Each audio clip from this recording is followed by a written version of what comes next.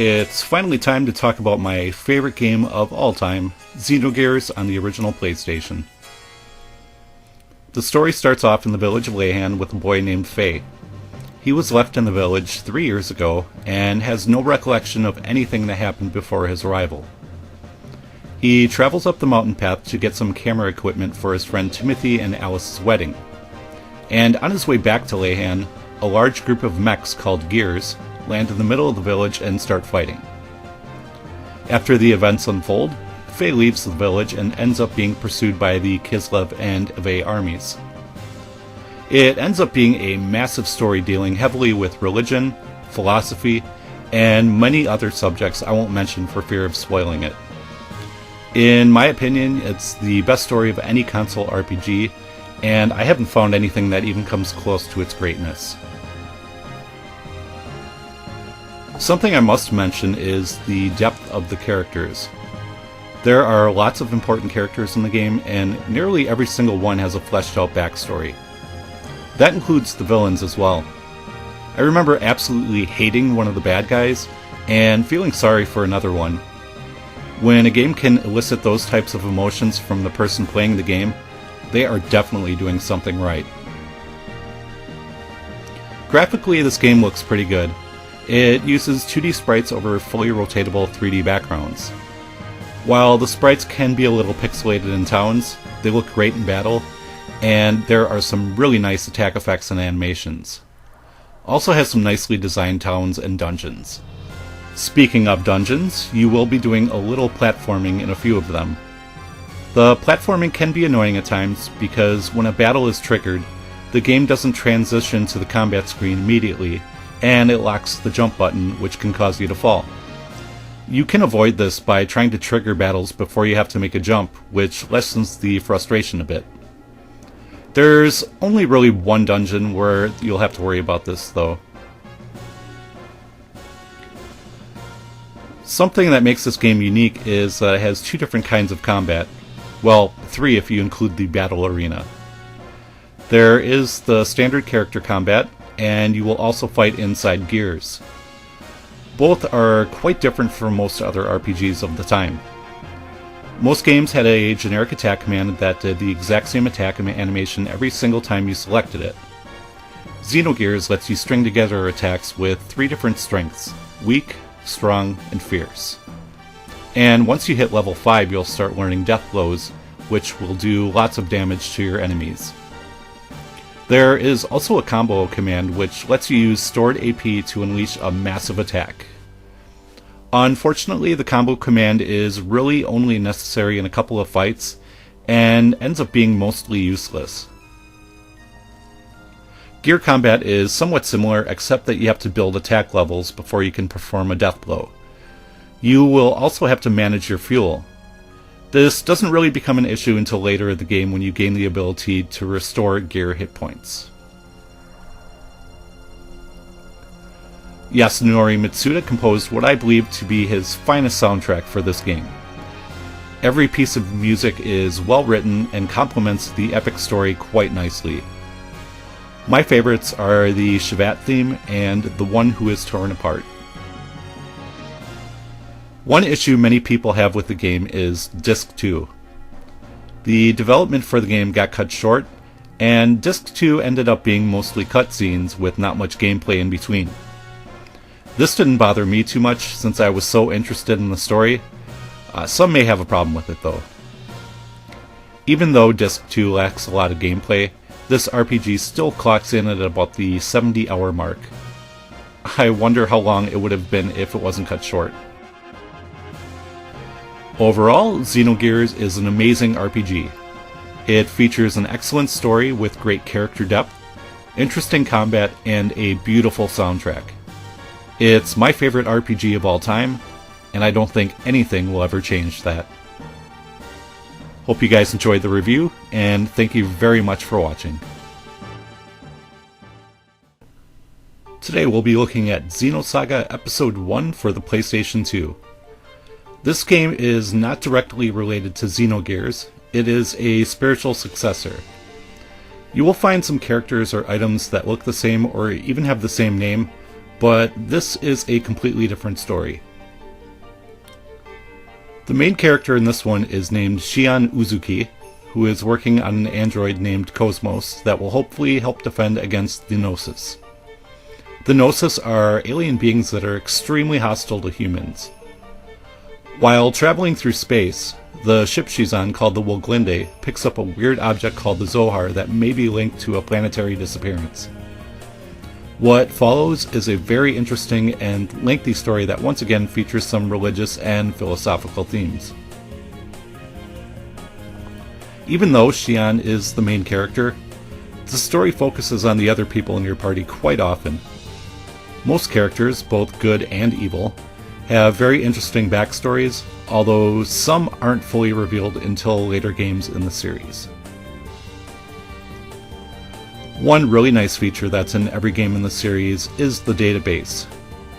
Many times during cutscenes, the game will throw terminology at you that you will not be familiar with. So rather than explain every single little detail during cutscenes, the game puts all of that information into the database, which can be accessed from the main menu. The graphics in this game are pretty good. While nothing is really super detailed, everything has a nice clean look to it. There are also some excellent attack effects and animations in battle. Like Xenogears, this game also features two kinds of combat. The standard character battles are somewhat similar to Xenogears. It uses the face buttons to perform different kinds of attacks, and also has death blows. You will have to guard for a turn to accumulate the required AP for a death blow, although later on in the game you will be able to do 4 AP death blows as well. A couple of things I really enjoy about combat are the event slot and boost. The event slot is next to the turn icons and can increase critical attacks, give extra boost, or give additional skill points at the end of battle. The boost function lets you cut in line and take the next turn, which can really save your butt in a tough fight. Overall, it's a really nice turn-based battle system. The mech combat is very underwhelming though. In Xenosaga, your mechs are called Eggs, AGWS. Instead of using death blows, you simply attack with whatever weapons you have equipped, which only gives you a few attack options. You can summon your eggs into just about any battle, but there are only a handful of times that it's really necessary. The mechs seemed like they were an afterthought. Yasunori Mitsuda composed the soundtrack once again, however, this time it's a bit different. He went for more of a fully orchestrated cinematic approach rather than his signature style. It's not as good as some of his previous efforts, but it does fit in very well with the cutscenes. One complaint I do have with the music is that boss fights just use the standard battle theme. While it is a decent song, it would have been really nice to hear something different when fighting someone important. There are several minigames to play if you want to take a break from the story. Most are merely okay, but Xenocard is a lot of fun. It may seem complex to some and the rewards are minimal, but it is quite addictive and challenging. I spent just as much time playing Xenocard as I did playing the main game. Overall, Xenosaga Episode 1 is a highly enjoyable sci-fi RPG. The story isn't quite as good as Xenogears, but it's still an excellent game and well worth your time. As always, I want to thank you guys for watching, and I think you know what's coming next.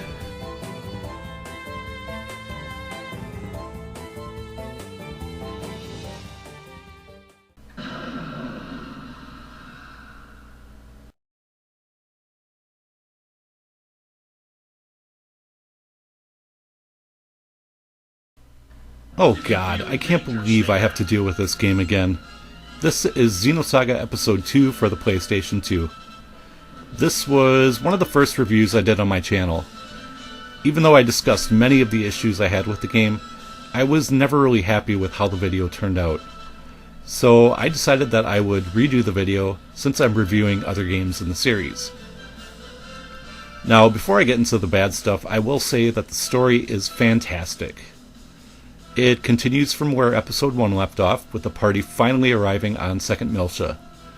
This time, it focuses more on the three URTVs, Negredo, Rubido, and Albedo. Seeing their pasts and how they became what they are today was definitely the most enjoyable aspect of the game.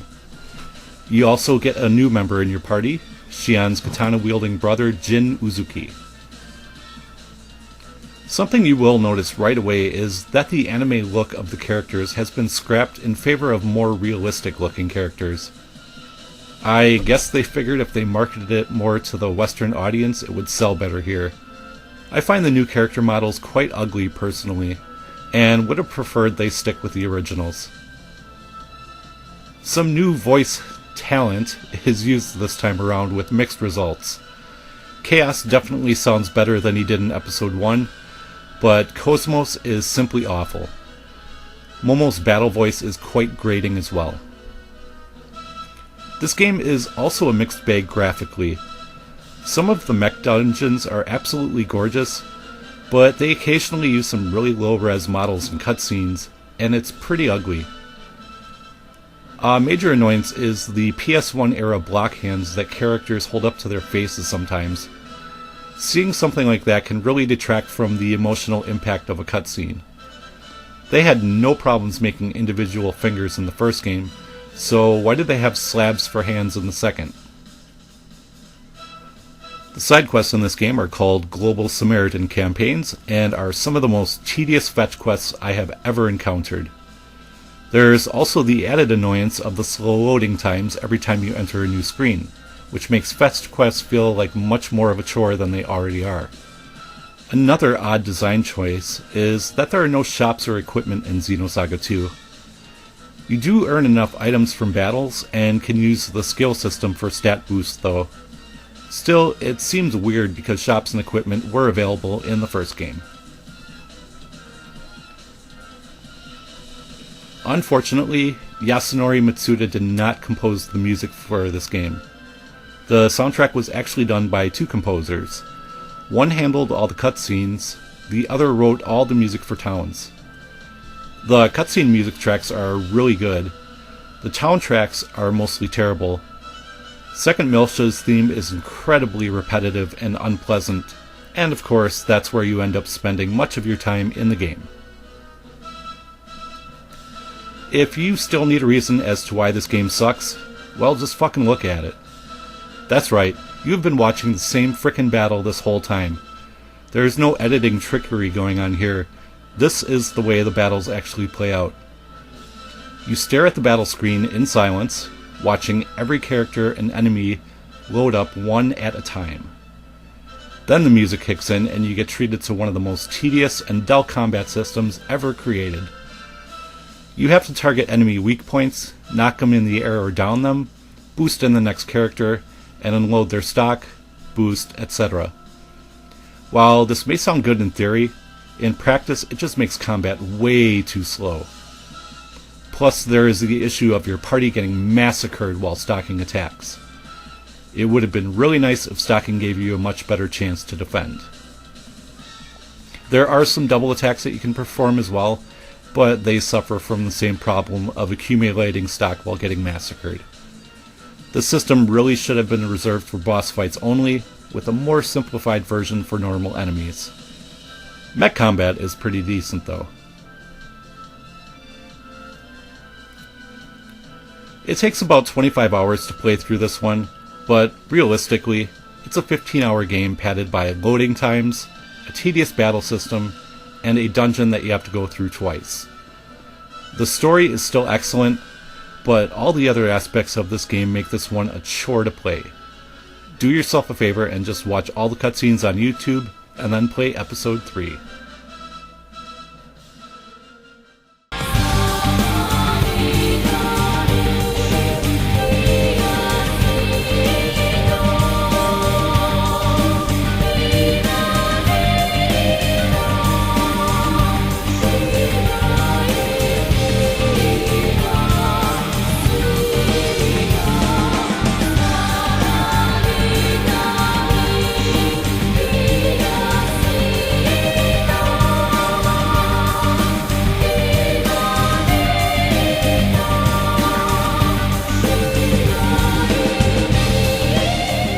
It's time to look at the final installment of the trilogy, Xenosaga Episode III.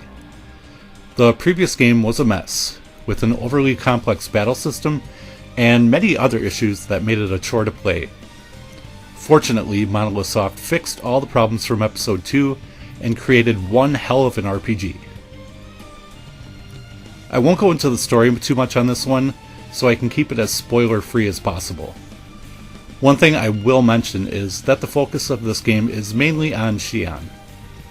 While other characters are still given plenty of screen time, she is definitely the main character this time around. Something I really love about this game is all the Xenogears references. There are a number of characters that greatly resemble people from the PS1 game. There are also some mechs, which are called ESs, that look quite similar to some of the gears in the Squaresoft Classic. The graphics look great in this game, especially some of the later dungeons. The character models look really nice as well, blending the anime look of Xenosaga I with the realistic look of Xenosaga II. The 3-button combat of the previous games has been scrapped in favor of a more traditional attack command. It does start off rather dull, but you eventually learn a good variety of tech, ether, and special attacks that you will need to utilize to stay alive. The event slot is gone this time, but the boost command is still available. Mech battles are the best of the trilogy. You can attack several times per turn, with each weapon using different amounts of energy. There is also the Anima command that allows you to use some very flashy special attacks. As far as sound goes, it's pretty good for the most part. The original voice actors for Xian and Cosmos returned, along with Episodes 2 Chaos, and everyone delivered their lines rather well. The music was also really good, although there wasn't much of it that was really memorable. Still, it always seemed to fit in nicely with whatever scene, town, or dungeon they were in, and never got in the way. Besides the usual segment address hunting, there really aren't any side quests to speak of. There is an interesting little puzzle game called Hackox. I couldn't get into it myself, but others may enjoy this challenging minigame. Overall, Xenosaga III is the best game in the trilogy, and a fantastic conclusion to the series. It's also one of the best series of RPGs you will find on the PlayStation 2. If you like complex characters and story, and don't mind sitting through long cutscenes, it's definitely worth picking up. And as always, I want to thank you guys very much for watching, and I will see you next time.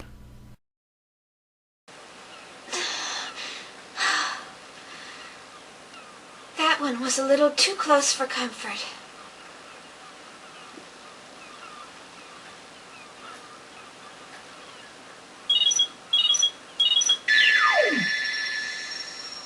Are you alright, Xian?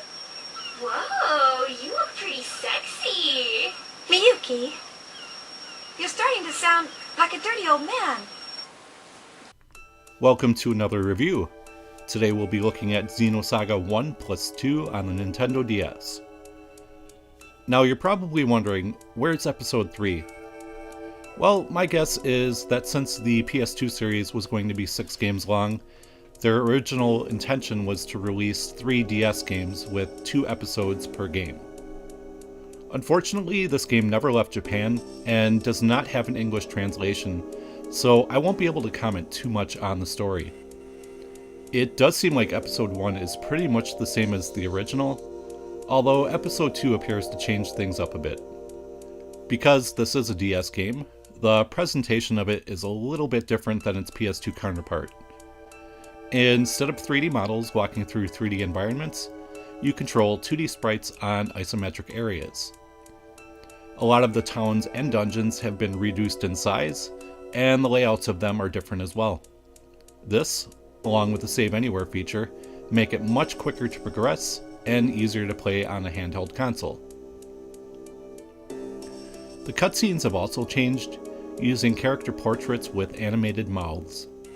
Most of these look fairly good, although I didn't care for Ziggy or Alan too much.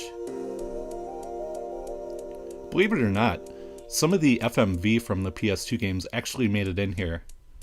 Of course, the clips are heavily compressed and last no longer than 10 seconds. Still, it's very cool to see these on the Nintendo DS.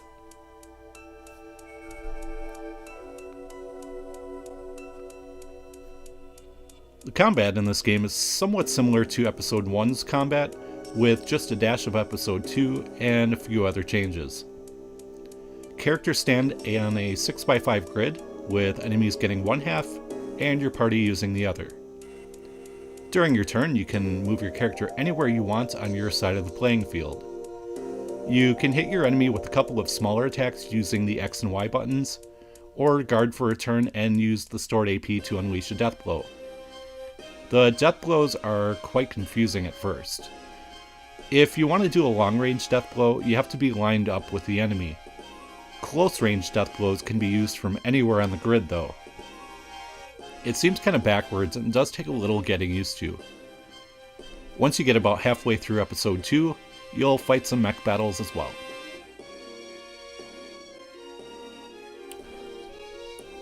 As you progress through the game, you will learn different battle formations. These will give you stat boosts by moving your characters to specific spots on the playing field.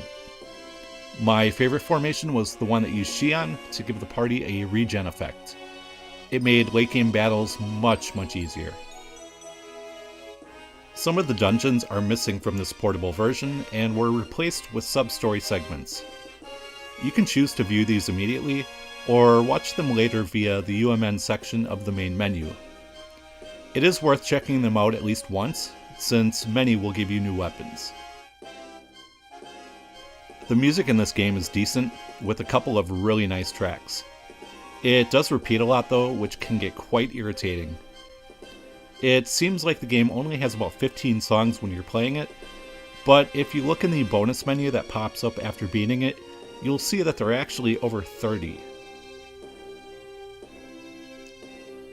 You'll find several touchscreen minigames to play throughout this game.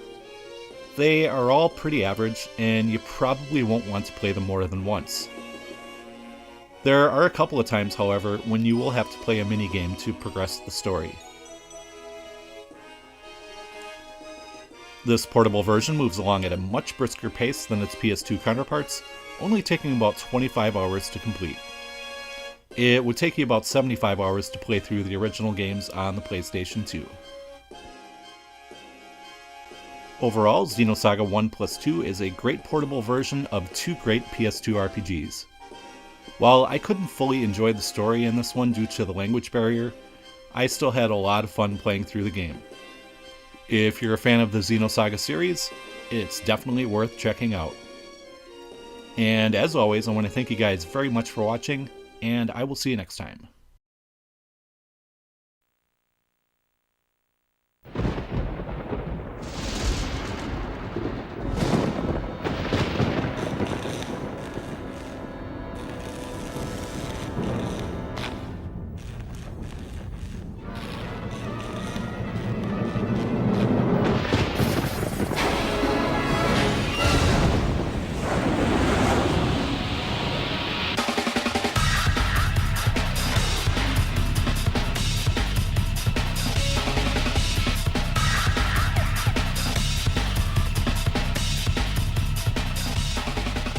Welcome to another review. You may be surprised to see me reviewing an Electronic Arts game. Well, the truth is, after January and February's Xeno Marathon, I needed something a little bit lighter to play, so I thought this would be a great time to revisit one of my favorite racing games. I'm not a huge fan of the genre. In fact, outside of Gran Turismo and Mario Kart, I have a hard time getting into most of them. But this is one that I really enjoy and come back to often. There are several different race types to choose from at the main menu. You have a tournament where you race for points and try to remain in the top 3. There's also a cool knockout mode, which is a tournament where the last place car in each race gets eliminated. Of course, there's a single race if you just want a quick fix, and there is also the excellent Hot Pursuit mode. This mode has you racing against one other vehicle while trying not to get busted by the police.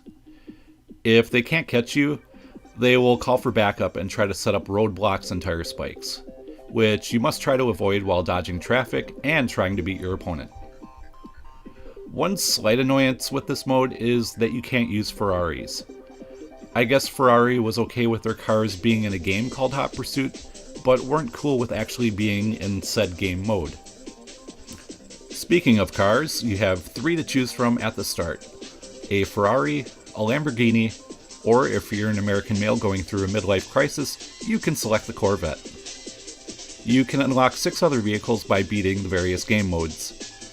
This may not seem like very many cars, but this came out a little bit before Gran Turismo, and having only 8 or 9 cars was pretty normal back then. You get to race on 9 different tracks in this game.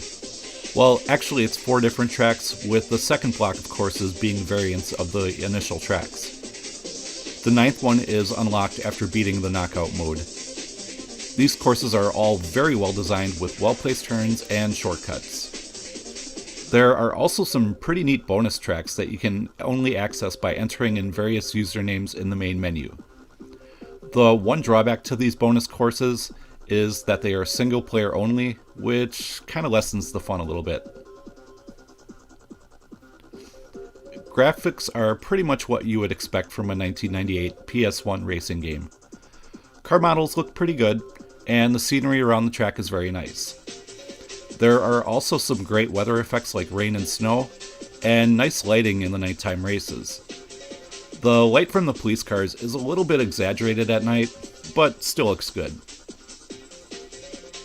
Next we have the soundtrack. You get 3 options for music: rock, techno, or a mix of the two. The rock tunes are okay, but the techno tunes are outstanding and are a perfect complement to the game's great racing. Overall, Need for Speed 3 Hot Pursuit is a fun and challenging racing game. Other than the minor annoyance of not being able to use Ferraris in the Hot Pursuit mode, it's really hard to find flaws with this one. It's a well-designed racer with great tracks, cars, and game modes, and also a great sense of speed. PS1 owners and racing fans should definitely have this in their collection. And as always, I want to thank you guys very much for watching, and I will see you next time.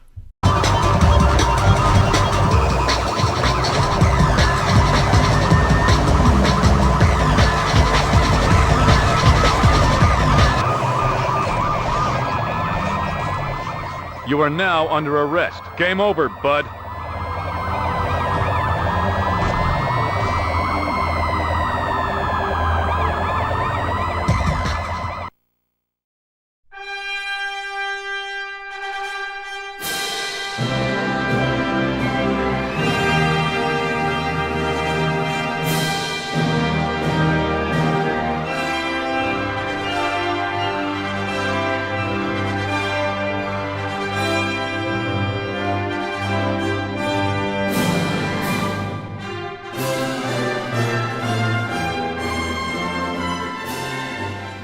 Today, we're looking at one of the most beautiful games on the PlayStation 2, Dragon Quest VIII. This game was released in 2005, and was the first game in the series that I played. I never owned an NES, Super Nintendo, or Game Boy when I was younger, so I knew nothing about this series. When Dragon Quest VII came out for the PS1, I was still kind of an RPG newbie, and passed on it in favor of other games. Several years later, I asked a friend what he had been playing recently, and he told me about this game. From what I heard, it sounded interesting, so I traded in some old PS1 games and picked up this excellent RPG. When I booted up the game for the first time, I was blown away by the gorgeous cel-shaded graphics. The world was so bright and colorful, and I really loved Akira Toriyama's character designs. Also really enjoyed the way the world was presented. Many RPGs at the time were starting to get rid of an explorable world map, and would just have you select a destination from a menu. This game actually let you explore the map, and the behind-the-back perspective kind of made it feel like you were in the world, which is fitting because the main character is supposed to be you. You don't have the freedom to go anywhere. This game still has a somewhat linear path, but you will have plenty of opportunities to wander around and find treasures and rare monsters in between story points. Speaking of story, this one starts off with Dulmagus stealing an ancient scepter from Trodain Castle. He then turns King Trode into a troll and Princess Medea into a horse. The rest of the castle's inhabitants are turned into stone, with the exception of you. The three of you then decide to chase after the evil jester to retrieve the scepter and reverse the curse. Along the way, you'll meet three other characters that will travel with you: Yangus, Jessica, and Angelo. These characters are all very charming and have great chemistry together, which makes the game's somewhat standard plot much more enjoyable. You'll be getting into lots of random encounters in Dragon Quest VIII. The battle system is pretty much the same as any other game in the series, but it's still challenging and fun. You select commands for each character, then the round plays out with the faster characters going first. Each character can choose basic attacks, magic, items, or abilities.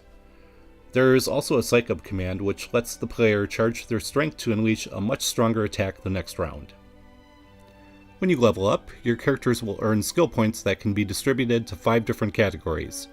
3 for weapons, 1 for fisticuffs, and the last is a character-specific trait such as charisma or humanity. By leveling up these traits, your party members will gain new abilities and will also be more effective with certain weapons. It's a really nice system that allows characters a little bit of flexibility in weapon choices, but still prevents you from making every party member exactly the same. Once you progress to a certain point in the story, you will gain access to the most useful feature in the game, the Alchemy Pot. This device lets you combine 2 or 3 different items together to create a much stronger item. This comes in really handy because money is somewhat scarce in Dragon Quest VIII, and this will let you craft some better weapons and armor. Besides the Alchemy Pot, there are several other side quests you can partake in. You can capture rare monsters and have them fight in the monster arena, gamble in the casinos in Pick'em or Baccarat, or find mini medals for Princess Minnie. All side quests lead to some really nice rewards and are well worth investing your time in. The soundtrack in this game is outstanding. Koichi Sugiyama's tracks are all well composed, and the fact that they're performed by the Tokyo Metropolitan Symphony Orchestra make the game's music sound incredible. It also features my favorite world map music from any RPG, Strange World, Marching Through the Fields. Dragon Quest VIII is a long game that takes about 70 hours to complete, although that time can easily exceed 100 if you want to see everything this game has to offer. It may be a little grind heavy at times, but the charming characters, great gameplay, and beautiful music and graphics make this one of the best games on the PlayStation 2, and the best game in the series. If you've never played a Dragon Quest before, this is a great place to start.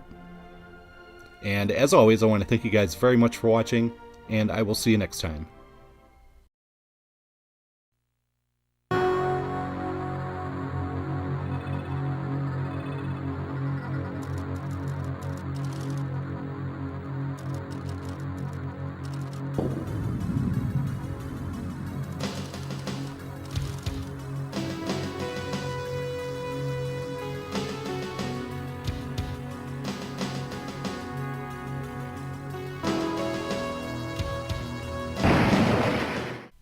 It's time to fire up the Silverhawk and blow up some fish in Darious Gaiden. Released in arcades in 1994 and ported to the Sega Saturn in 1996, it's one of many fantastic shoot-'em-ups available for the system. It's also one of the few to get a North American release. The story is pretty non-existent in this one. Just a brief little intro segment, and a little bit more when you beat the game. That's okay, because the plot isn't really the reason you play a game like this.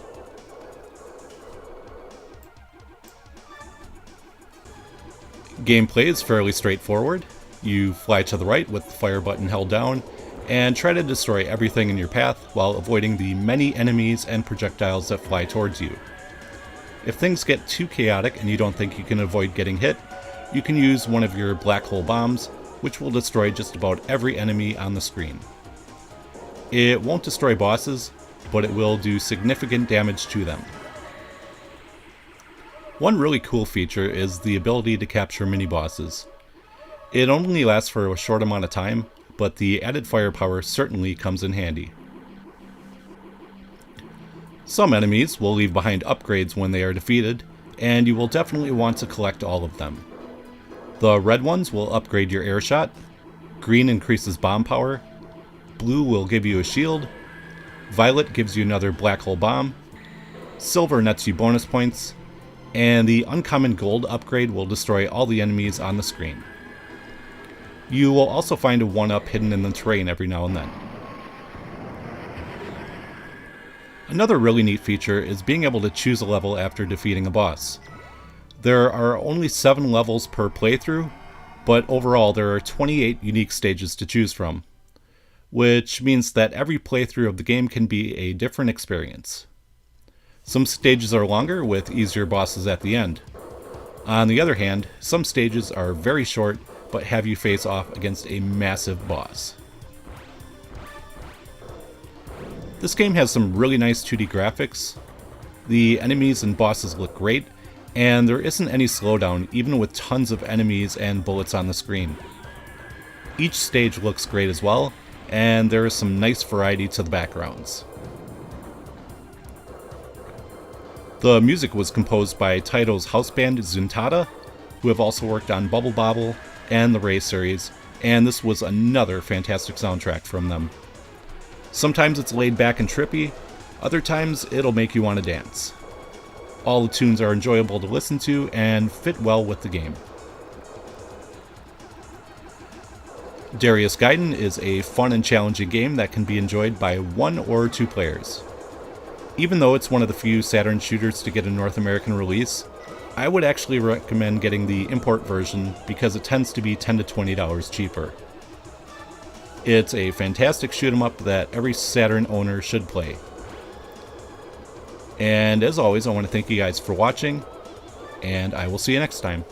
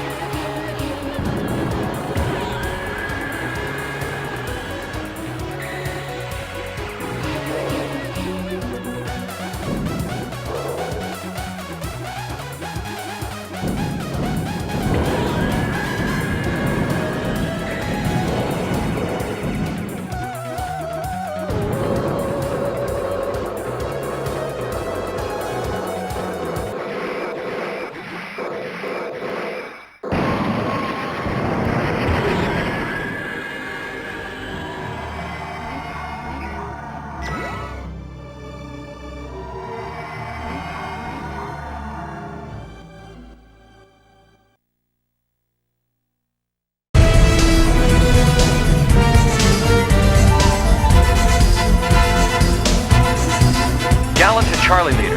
Alpha and Bravo are currently engaged in combat. Attacking aircraft are friendly. Friendlies? Why would our own fighters attack us? Defense mechanism breakdown. Evade combat and enter from the ravine. Roger that. Alice, change course. Descending mode. Program start. SIF mode selected 3. Stand by for stratosphere entry.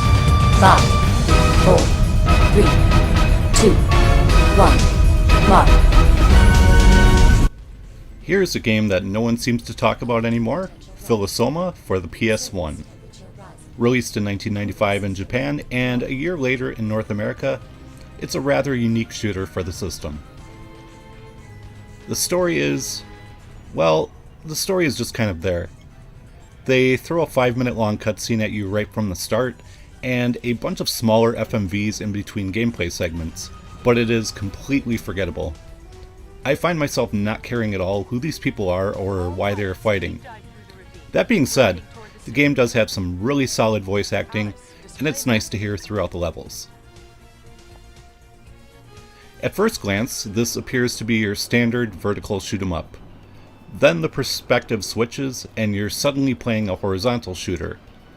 Then it will change to a rail shooter, and it will switch yet again to a rail shooter where you're targeting enemies behind you. The ever-changing views are quite refreshing and keep the game interesting. You get 4 different weapons to choose from, which you can cycle through by hitting the right shoulder buttons. Some weapons seem to be better suited for certain situations, and it will take a while to learn which one to use where. Your ship also comes equipped with a shield and 3 buster grenades. The shield protects you from several hits, and the grenades will destroy every enemy on screen or do big damage to bosses. You can replenish your shields and grenades, and also upgrade your weapons by picking up the power-ups left behind by enemies. There are only 4 phases or stages in the game, but each one is broken up into 5 or 6 smaller segments, which makes the game feel like it has 20 mini levels. There is no save feature available, but you do get 3 continues, which you will need because this game can be pretty tough. Graphics look really nice for such an early release. The enemies and backgrounds are well detailed, and I haven't noticed any slowdown in the game at all. The FMV looks great as well, and I love the fact that they were able to integrate it into the gameplay so seamlessly. Thankfully, if you're not into the cutscenes, pressing the start button will skip them. The sound is pretty good as well. I've already talked about the voice acting, but the game also features a nice soundtrack. While it's not the most memorable music, and you probably won't be humming it after you turn the game off, it never gets in the way, so it gets a passing grade from me.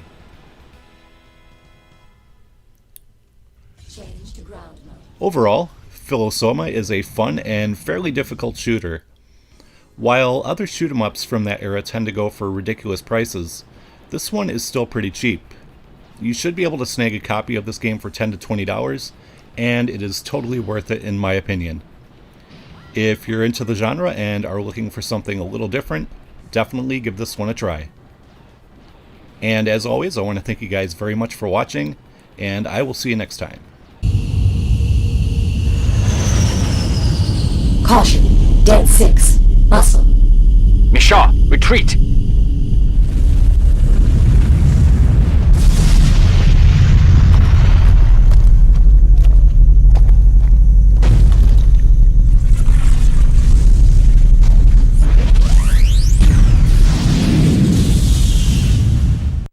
Today we're going to look at Valkyrie Profile Lenneth for the PSP. Now, when this game originally came out for the PlayStation 1, it flew under my RPG radar, and I didn't find out about it until a few years later. By that time, the game had become hard to find, and used copies would sell for $80 or more. So, when I found out that this game was coming out for the PSP, I rushed out to get it, even though I didn't own Sony's handheld at the time. Was it worth it? That's what we're about to find out. The first thing I will say about this RPG is that it is very unique.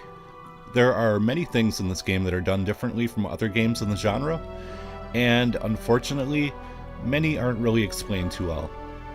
For that reason, I strongly recommend using the guide. Even if you don't need help with the game's mechanics, you're going to get stuck in a dungeon or two eventually. When you start off the game, you're given a choice of difficulty, and this is where the confusion begins. If you choose easy mode, you won't have access to all the characters, dungeons, and some great items, which actually makes the game much tougher. You also won't get to see the best ending. If you choose hard, the game will be much easier in the long run because you will get some amazing items. See, we're only at the difficulty select screen and we already need extra help. The story revolves around the Valkyrie Lenneth, who is tasked with finding warriors for Ragnarok by Lord Odin. She must travel down to Midgard to find these souls, train them, and then send them up to Asgard when they're ready. Each character, called Einherjar, have their own little story sequence to view before recruiting them, which are very interesting. There isn't much of the main story after the long intro though, just a brief wrap up at the end of each chapter, and the rest is revealed at the end of the game. Even though there isn't much story, it's still pretty good, especially if you get the best ending. This is one of those games that has a time limit.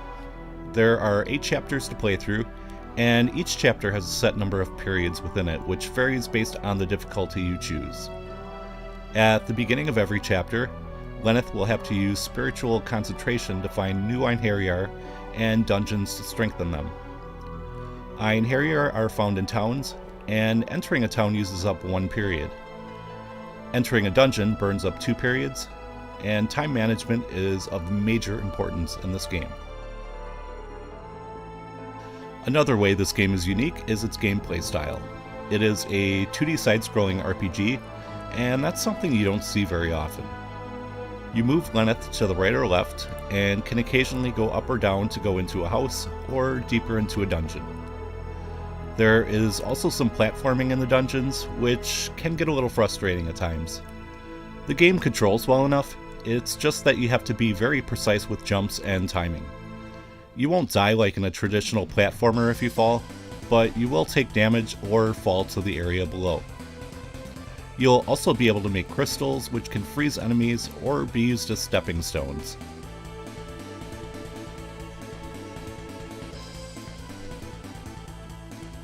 The combat is turn-based, but of course with its own distinct flavor. Each character in your party gets mapped to a face button, and will attack whenever you press that button. These attacks can be comboed with other characters for bigger damage, and if timed correctly it will fill the gauge to 100, which lets you do a special attack. These are called Purify Weird Souls, or PWS. These look spectacular and can do big damage to the enemy. You can button mash your way through battles, but you'll probably find that a lot of your attacks are missing or the enemy blocks them. By effectively timing your combos, you will defeat enemies quicker, gain more experience, and more items. The battle system is fantastic and almost as good as the Grandia games in my opinion. This game uses 2D sprites over pre-rendered backgrounds, and it looks gorgeous. Great art direction as well. The presentation could use some work though, especially the menu. Putting all the options at the top of the menu screen is not very intuitive and takes a while to get used to. You also cannot use the shoulder buttons to cycle through characters. Instead, you have to scroll all the way up to the character's name when you are done equipping them or whatever, and press left or right on the D-pad. Motoi Sakuraba composed the music for this one, and it's one of his better soundtracks.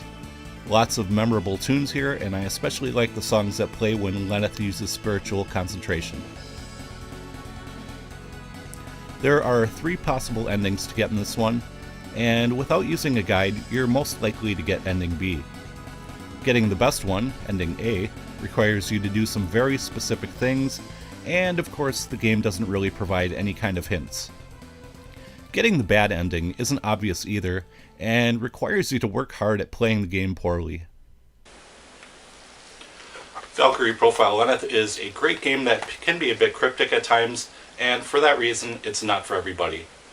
RPG fans who are looking for something a little challenging and unique should definitely check this out though. And before wrapping this up, I just want to show you one of my favorite things about the game and about PSP collecting, is that you open it up, whoops, and you get this nice beautiful art in here. And you know, I know it adds nothing to the overall gameplay experience, but it's just something nice to have, and something that, you know, game companies don't have to do. Like, there's other games like this that are just plain on the inside.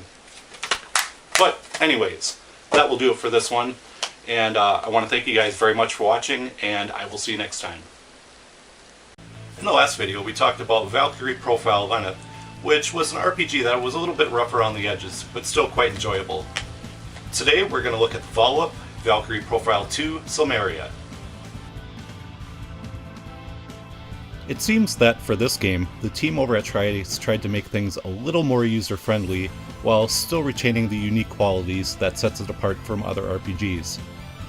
There is no longer a time limit, you're given much more story throughout, and they do a better job explaining the game's mechanics. This game is actually a prequel to Valkyrie Profile. As the title suggests, the main focus of the story is on the Valkyrie Silmeria. She has been exiled to the human world by the Lord of the Gods, Odin. However, something goes wrong in the transmigration process, and Silmeria's soul gets trapped inside the Princess of Japan, Alicia. After learning of the error, the Valkyrie Hrist gets sent down to Midgard to retrieve her.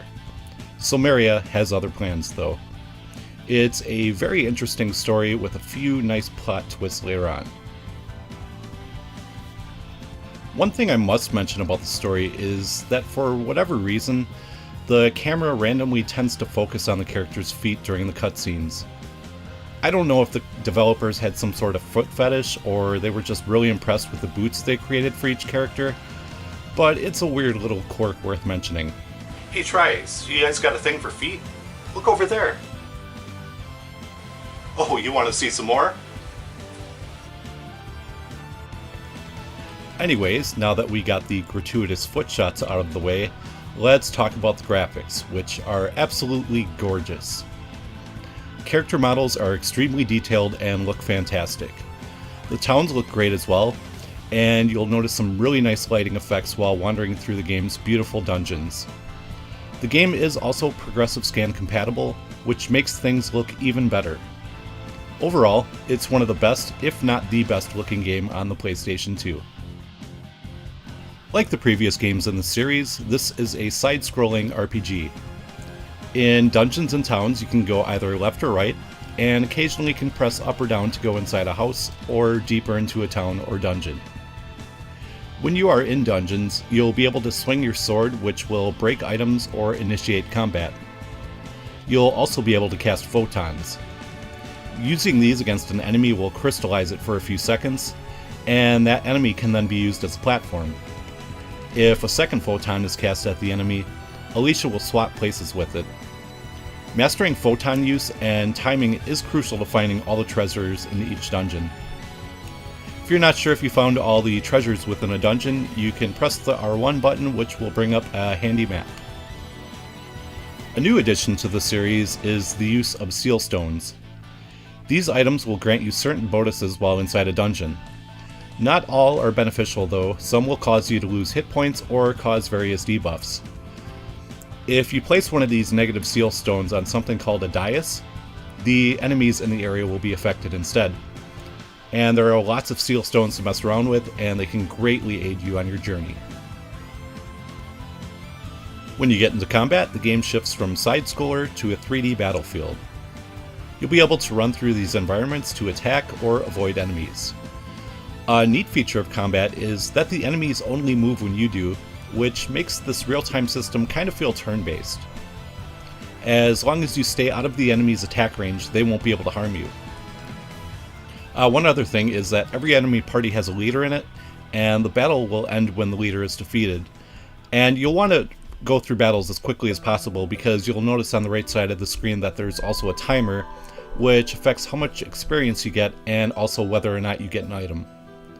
Much like the first game, each character is assigned to a face button, and will execute their attacks when their corresponding button is pressed. These can be chained together with other party members, and if timed correctly, will grant more experience. Special attacks are back again as well, although this time they are called Soul Crushes, which sounds way better than Purify Weird Souls. These look spectacular, of course, and can do major damage to whatever you're fighting. This game has an amazing soundtrack from Motoi Sakuraba. Lots of great tracks here, and I have a hard time deciding if this or Baten Kaitos is my favorite soundtrack from him. You'll also hear quite a bit of voice acting in the game, and it's all done rather well. One aspect of the game people may find disappointing compared to the first is the way Einherjar are handled. You don't get to see the events leading up to their demise. Instead, you'll see an enchanted weapon, and be able to summon the spirit of the fallen warrior. The only backstory each Einherjar has is a brief summary in the character status screen. In conclusion, Valkyrie Profile 2 Silmeria is a great RPG that improves on many things from the first game. Now, there are a lot of people out there who actually prefer this one over the second game. Me personally, I feel that the gameplay is better in this one, even though it's lacking the Einherjar stories. But they're both great games. I highly recommend checking these out. And there is also a third game on the DS called Covenant of the Plume. I don't have that one right now, and I do plan on reviewing it. It's just I have a huge amount of games that I want to talk about first, so we'll get to that eventually. But anyways, that'll do it for this one. So I want to thank you guys very much for watching, and I will see you next time.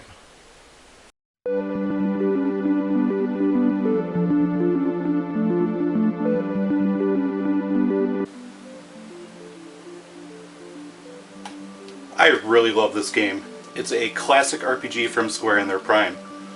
Unfortunately though, I haven't played it in a really long time and I'm a little lost. So I'm going to call my buddy Chris and see if he can help me out with a few things.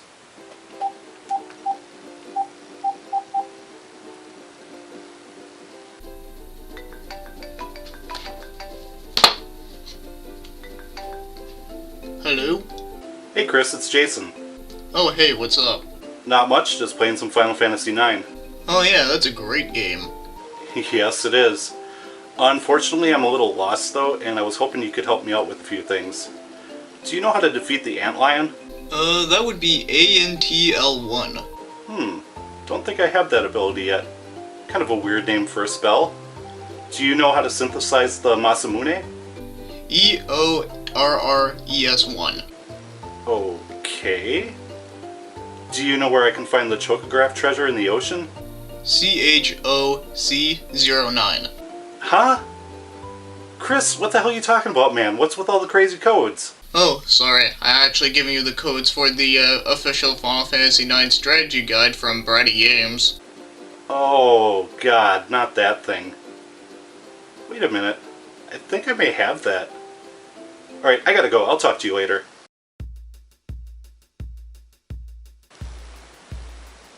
Everyone who bought this guide back in 2000 knows why I'm making that face.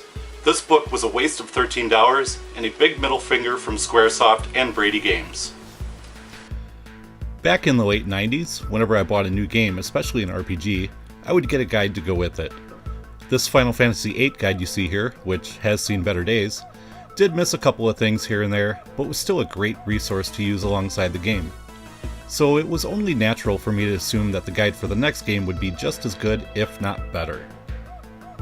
It starts off well enough, giving you a good explanation of the game's mechanics, and also showing you character equipment and abilities. It all starts to go downhill when you reach the walkthrough on page 59 though. You'll see these blue boxes with text all over the edges of the pages. These are directions on how to find secrets in the game, which require you to go to a website called playonline.com. Yeah, that's right.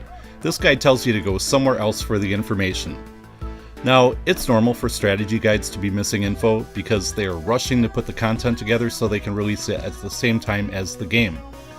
But this is the first time I saw one blatantly omit stuff and tell you to look elsewhere for the answers. It wouldn't be such a big deal nowadays. Sure, it would be a dick move, but most people have internet access now and are accustomed to using it for games. Back in 2000 though, the internet wasn't something that everybody had, so many of us missed out on all the extras that this game had to offer. Anyways, let's check out the Play Online website and see what kind of tips they have. Since the site has been around for 15 years, they should have lots of great strategies and info.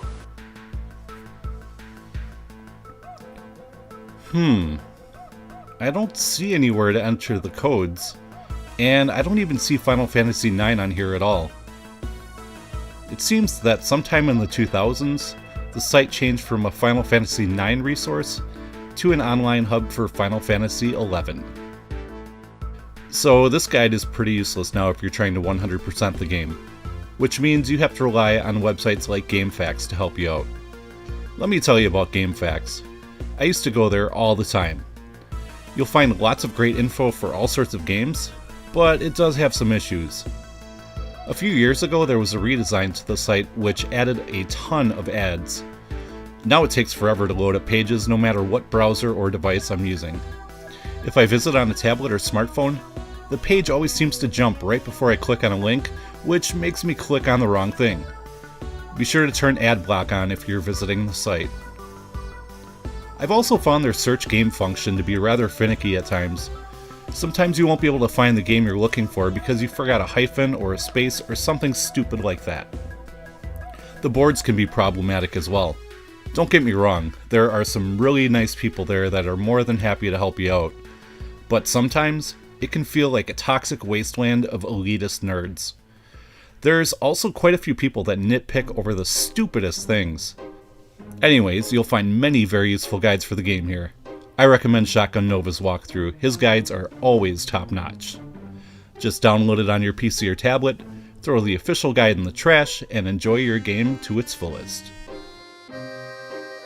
Anyways, that will do it for this one. I just wanted to share my experiences and frustrations with this book back in the year 2000. Now, I get that they wanted to launch a new website, but this was not the way to do it. You know, they should have included strategies for maybe some of their older games, maybe have previews of new games coming out, maybe set up forums or something. This was not the way to go though. But yeah, that'll do it for this one. I will see you for part 2, which will be much happier because I get to talk about the game. See you next time.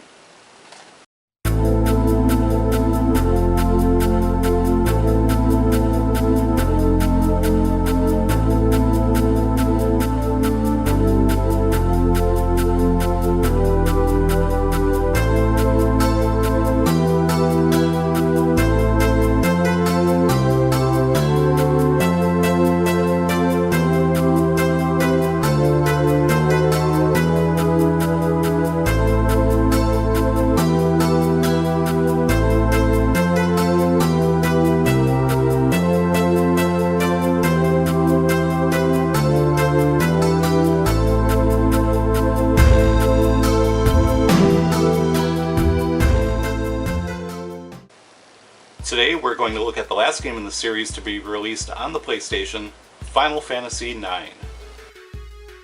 The story starts off with the main character Zidane, who works for a group of bandits called Tantalus.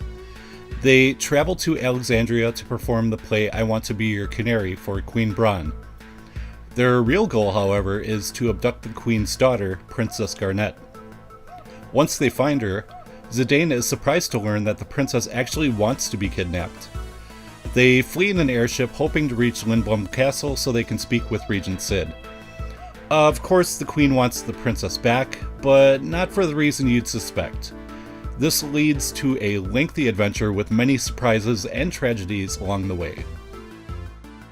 What really makes the story of this game enjoyable is the diverse cast of characters that you travel with. You get a total of 8 different party members, and most have really good character development. A few may seem somewhat simple or annoying at first, but they will drastically change and mature by the time Disc 4 rolls around. The only one that really doesn't develop much is Quina, and that's understandable because it is a bizarre character. A really cool feature in this game are ATEs, or Active Time Events. These allow you to see what other characters in the game are up to. It's a really nice addition that helps to flesh out the characters and story just a little bit more. This game has some gorgeous graphics that really push the PlayStation to its limits. This is no surprise considering that it is a Squaresoft title, and they always seem to make beautiful looking games back then. They still use pre-rendered backgrounds for this game like the previous 2 Final Fantasies, but they went with more of a fantasy setting this time around. Character models and spell effects look great as well. Not everything is perfect in this game, however. The battle system can be a bit slow. It seems like everything you do in combat requires a 1 or 2 second load time, and it makes things drag on a bit. I really love the turn-based 4-character combat though, and I love the fact that each character brings their own unique set of skills to fights.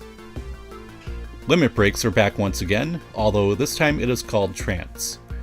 When a character sustains damage from an enemy, it fills a meter underneath their time gauge.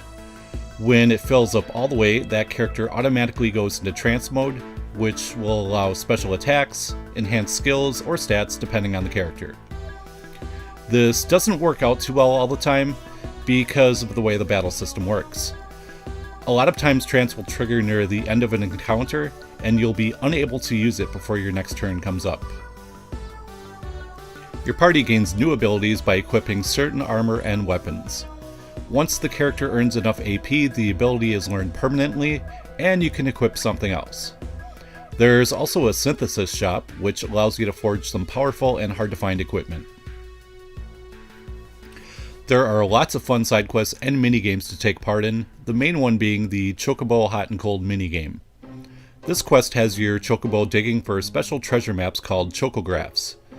Once found, you then have to go to the world map and try to find the location of the treasure based on the picture and info. Your Chocobo will evolve throughout this minigame. He'll learn to run over mountains, run across the ocean, and eventually fly. It's a really fun minigame, and some of this game's secrets can only be accessed by completing this quest. There's also a card game called Tetramaster. Final Fantasy VIII had a fantastic card game that also yielded some great rewards. Unfortunately, that's not the case with this one. The game is quite complex and also somewhat random, and the only reward you'll get is your collector's level. Nobuo Uematsu composed what I believe to be his finest soundtrack for this game.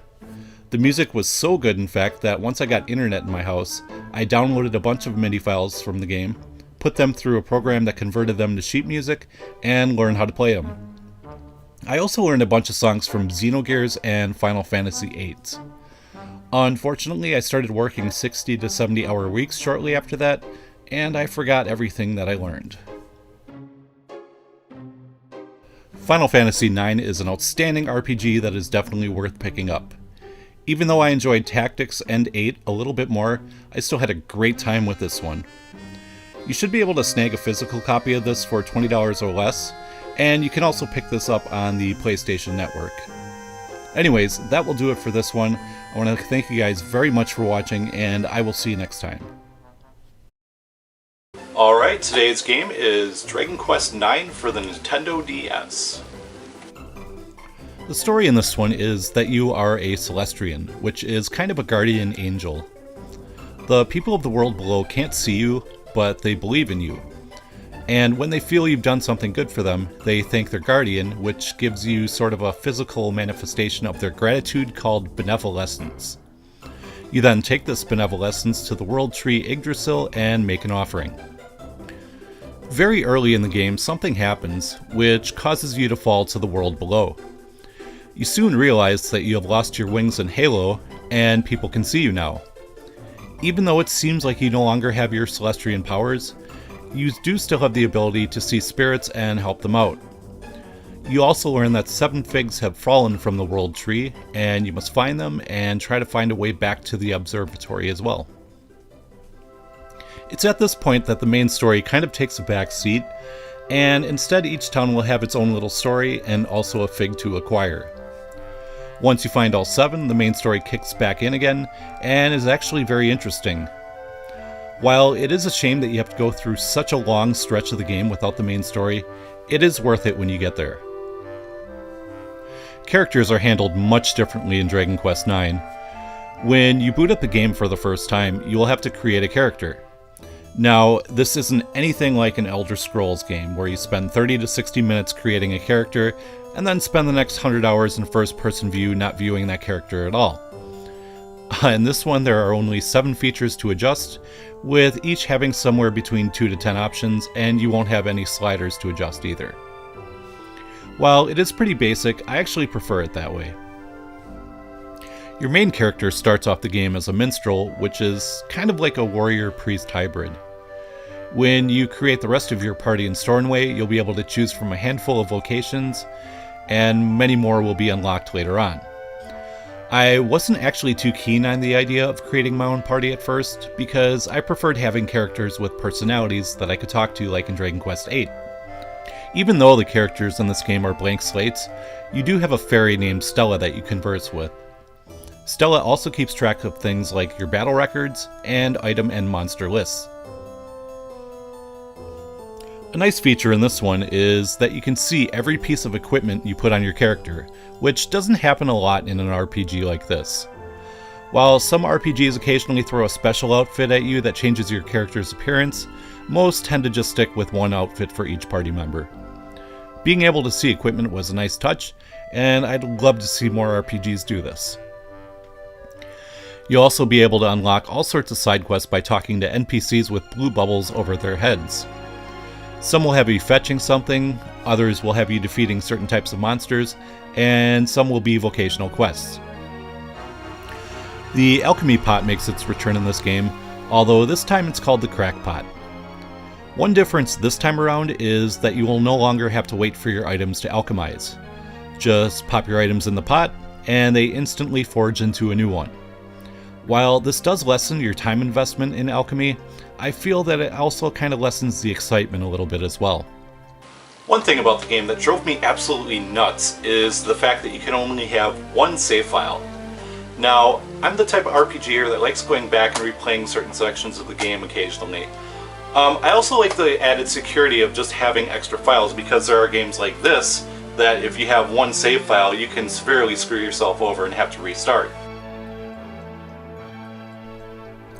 Combat is pretty much the same classic turn-based fare that we have seen since the very first installment. You get your usual assortment of attack, items, spells, etc. There's also a cool limit break-like system in here called Coup de Grace, which can unleash a powerful attack, heal your party, or several other useful things. While this obviously doesn't look as nice as the previous game, it looks pretty damn good for a DS title. Of course, Akira Toriyama does the character designs in this one as well. I know not everybody is a fan of his art style, but I always enjoyed it. One really nice thing about this game is that there's much more variety to the NPCs, because in Dragon Quest VIII there seemed to be 5 character models that they would just recycle over and over again. If you have any friends nearby that own a copy of this game, you can actually play through the adventure together. Up to 3 players can join the host and can help progress the story, or just wander off their own looking for treasure. Unfortunately, I haven't been able to try out this feature, but it does sound like a lot of fun. This is one of the easier games in the series, but can still be quite challenging at times. If you don't partake in any side quests, it should take you about 30 hours to beat it. While not the best in the series, it was still quite enjoyable and one that I would definitely recommend. And as always, I want to thank you guys for watching, and I will see you next time. Two years ago, I reviewed a DS title called Lunar Nights. In that video, I mentioned the fact that it was a spin-off of a Game Boy Advance game called Boktai, The Sun Is In Your Hand. I've been meaning to take a look at this game ever since, but my own laziness got in the way. That changes today though, so without further ado, let's check out Boktai. Released in 2003 for the Game Boy Advance, this is another series from Konami that has you hunting vampires and other undead enemies. However, this one is quite different from the more popular Castlevania series. After admiring the nice cover art, you may notice that this game was produced by none other than Hideo Kojima. Does that mean that this will be a stealth game with 4 hours of cutscenes for every 15 minutes of gameplay? Well, we'll get to the gameplay in a minute, but first, we need to take a look at the cartridge. As you can see, it looks quite different than other Game Boy Advance games. For one thing, it's considerably larger. It's also transparent, which lets you see the most unique feature of this game, the solar sensor. The sensor harnesses the sun's rays in the real world and allows you to use your weapon called the Gun del Sol in the game world, which means that you will actually need to take your Game Boy Advance outside to fully enjoy this game. Now, there are ways to trick the sensor with a black light or UV light. I don't have either one of those, so I'm going to play this game the way it was intended. Outside. Boktai! The sun is in your hand!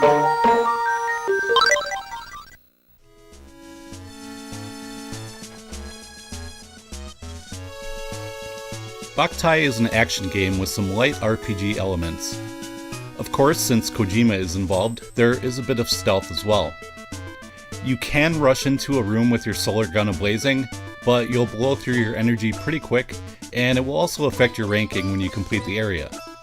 It's generally a better idea to sneak past monsters and save that precious energy for bosses and trap rooms. There are various ways to recharge your energy. If you're outside, the sunlight will slowly refill your weapon. You can also hold the A button down to gather energy faster. This only works if you're in an outdoor environment in the game or under a skylight. Solar stations can be found on occasion, which can hold massive amounts of energy. You can also gather elemental bugs when you see green glowing spots in the ground. There are also some consumable items called solar nuts, but you don't get too many and they should only be used in an emergency.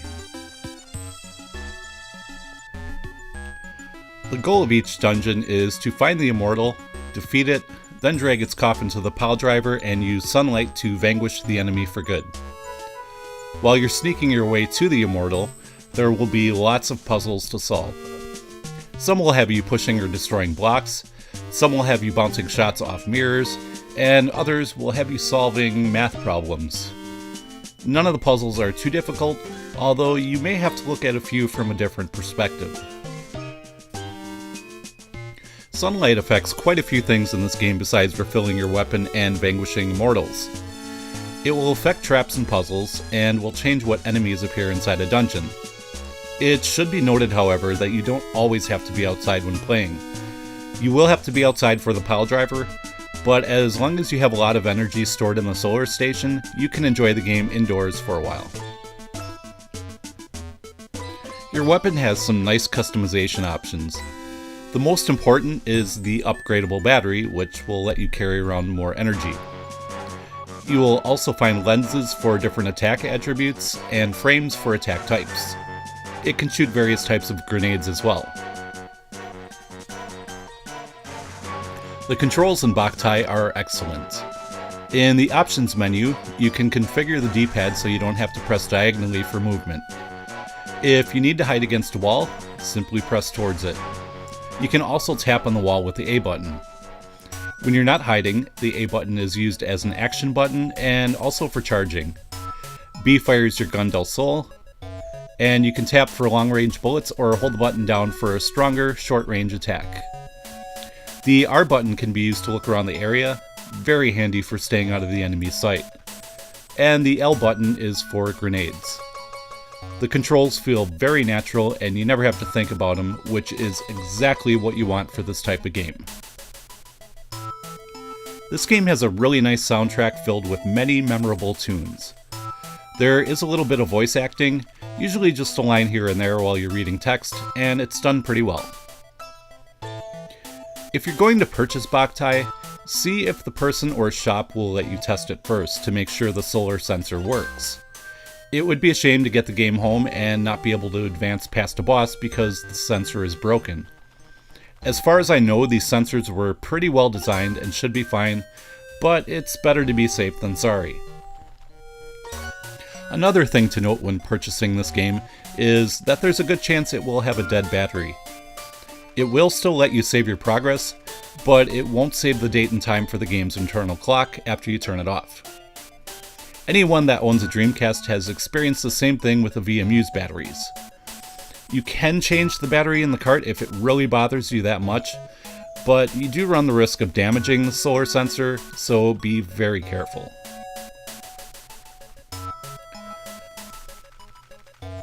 Boktai is a fantastic action game that blends stealth and some light RPG elements, along with a solar sensor to make a truly unique experience. If you're concerned about seeing Kojima's name and sitting through hours of cutscenes, don't be. While there is a story there, the gameplay is the major focus of this one. While some may not like having to go outside to play, those that don't mind will enjoy one of the best games on the handheld. A must-play for the GBA. As always, thank you for watching, and I will see you next time.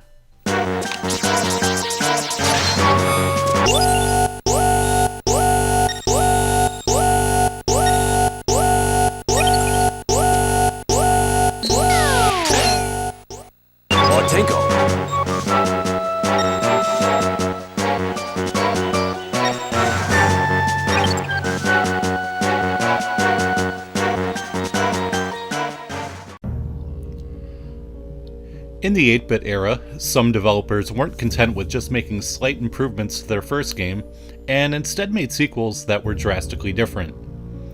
The developers of Mario, Zelda, and Castlevania were all guilty of this, and they released sophomore efforts that ended up becoming the black sheep of the franchises.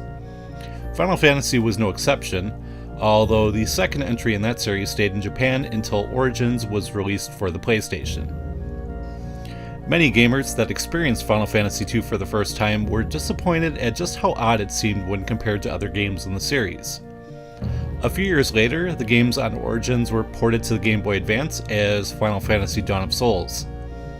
Besides the bonus of being able to enjoy these games anywhere, some bonus dungeons and a challenging Soul of Rebirth mode was added. When it came time to port these games to the PSP, Square Enix decided to unbundle the two games and release each one individually for the 20th anniversary of the series. Now, if you didn't care for Final Fantasy II in Origins or Dawn of Souls, you're not going to like this version either because not much has changed. But for those people who have never played this game before, let's take a closer look. The story starts off with a group of rebels fighting against an evil empire. Firion, Maria, Guy, and Leon are nearly killed by the Palamecian forces, and when they awaken, Leon is missing. The remaining three try to help take down the Empire, and hopefully find Leon in the process. By today's standards, the story may not seem like much, but back when it came out, it was a huge step up from the first game. One thing that does bother me about the plot is the fact that a certain character's reason for doing something isn't explained very well. Other than that, the story and characters are quite enjoyable for such an old game. One feature this game has which ends up being quite annoying is keywords. Whenever you enter a conversation with someone, certain words may be a different color. These are keywords, and you must select the Learn option at the lower left of the screen to learn these terms, and mention them to other characters to advance the story. While this may seem like a neat idea in theory, it ends up becoming quite a nuisance. Nothing is more frustrating than journeying to a town to talk to an NPC, and realizing that you forgot to learn the word needed to trigger an event, which means you have to backtrack back to your base, learn the word, and go back, talk to that same character again, and advance the story. Another big change from the first Final Fantasy, and the one that makes people hate this game, is the leveling system. Rather than having a traditional RPG system with experience points, they opted to have stats and spells grow through usage. So if you want your party member to have high defense, they have to be attacked repeatedly by anyone, including allies.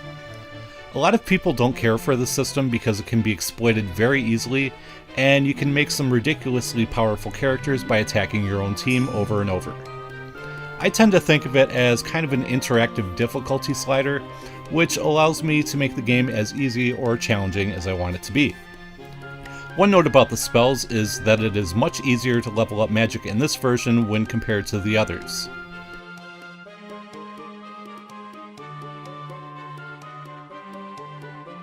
Graphics have been upgraded quite nicely for this PSP port.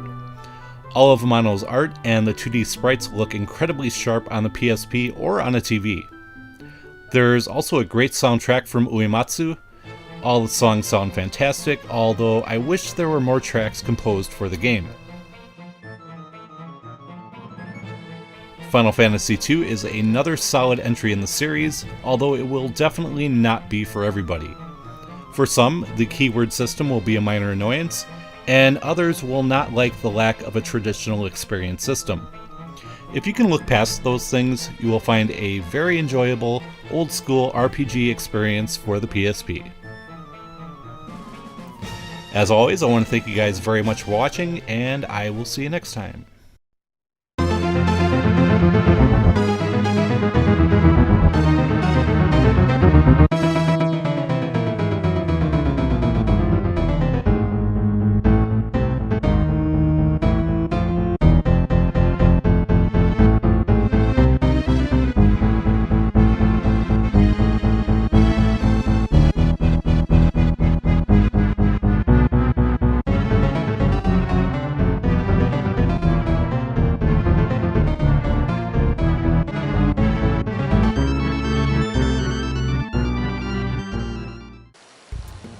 Happy Halloween and welcome to this year's trio of Castlevania reviews. This time we're going to be looking at one of the best eras of the entire series, the 16-bit era. This generation saw 3 great Castlevania games, and one that was... you'll see. Anyways, let's kick things off with the SNES classic, Super Castlevania IV. I didn't get my first console until 1994, so I had to rely on friends to find out about and play new games. One of my favorites that I always played at my friend's house was Castlevania on the NES. The game was quite different than anything that I played at the time, with its dark atmosphere and classic horror film elements. It was extremely challenging and I never made it very far, but still loved it and played it every chance I got. I ended up missing out on the other NES and Game Boy releases, and didn't get a chance to play the series again until Super Castlevania IV on the Super Nintendo.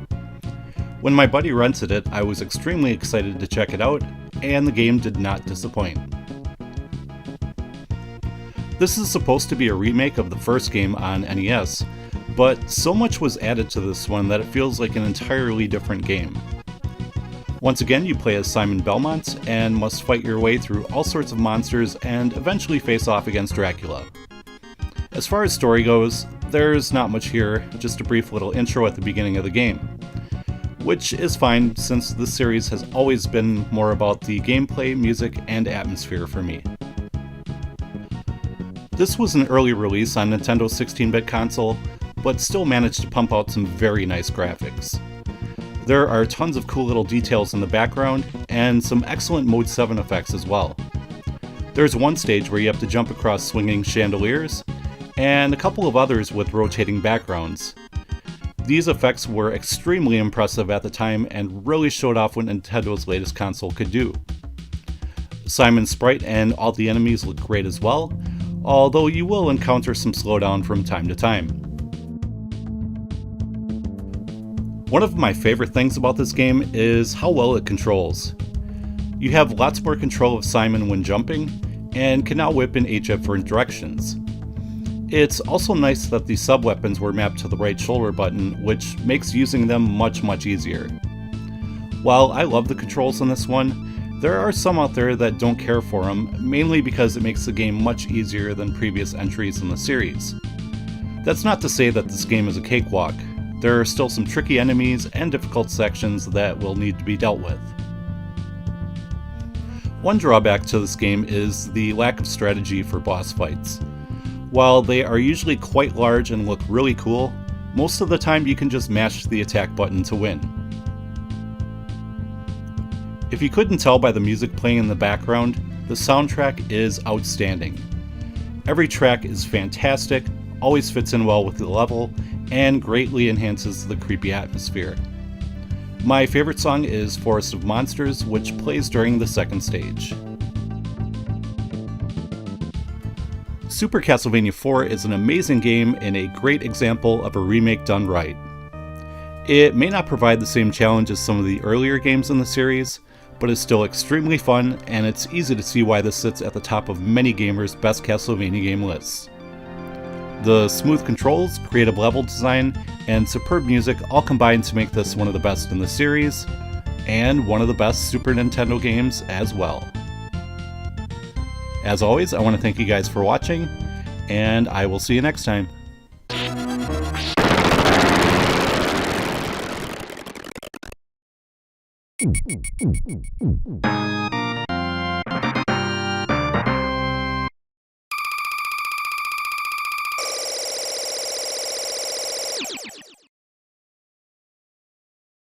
Super Castlevania IV was a masterpiece and a great start to the 16-bit era. Unfortunately, the next game, Rondo of Blood, was a Japan-only release for the PC Engine CD, which meant that many of us, myself included, missed out on the game back in the day. Most gamers didn't get a chance to play this until Konami released the Dracula X Chronicles on PSP, and later on put Rondo of Blood on the Wii's Virtual Console. The first thing you'll notice when booting up Rondo of Blood is the nice long animated intro. There are a few of these cutscenes scattered throughout the game as well, and they really help to flesh out the story a little bit more than previous entries in the series. Richter Belmont's hometown is destroyed by Dracula, and he also kidnaps some of the women, one of whom is Richter's girlfriend, Annette. Not only do you have to fight through monsters and defeat Dracula, but you must also try to find all the maidens. You accomplish this by finding keys in the stages and then finding the cells the women are being held in. Once you find Maria in Stage 2, you'll be able to select her as a playable character. Maria is kind of like the easy mode in this game due to her faster moving speed, double jump, and her various animal attacks. Unlike previous games in the series, this one does not have passwords, but instead uses a save feature. The nice thing about the save feature is that it enables you to go back and play through previous levels, which makes finding the game's many secrets much easier. The gameplay follows the classic Castlevania formula with a few improvements. When you pick up a sub-weapon, your old one will drop behind you for a few seconds, in case you change your mind. It drove me nuts in the older games when I accidentally changed sub-weapons and couldn't get my old one back, so this is a very welcome addition. You can also use the powerful item crash ability, assuming you have enough hearts. These attacks generally damage everything on the screen and can come in handy during boss fights. Richter also has a backflip, which can help you dodge charging enemies. Another change is that dropping into a pit will not always kill you, and many times it's necessary for finding alternate paths and secrets. Speaking of alternate paths, there are 4 hidden stages to find in this game, which will lead to completely different boss fights. This gives the game some excellent replay value, since you won't be able to find everything in one playthrough. This game sports some beautiful graphics with some very nice sprite work and some great parallax scrolling. It's a much brighter looking game than Super Castlevania IV, which generally had a bit of a darker, grittier look to it.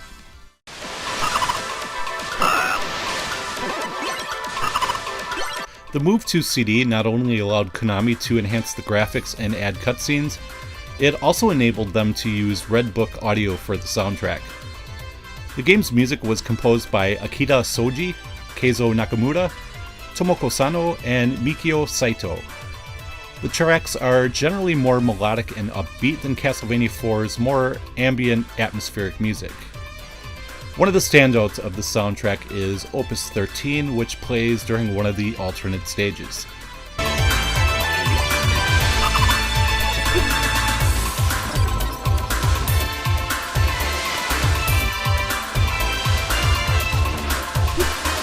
All of this adds up to make Rondo of Blood an absolute classic that should not be missed by any gamer.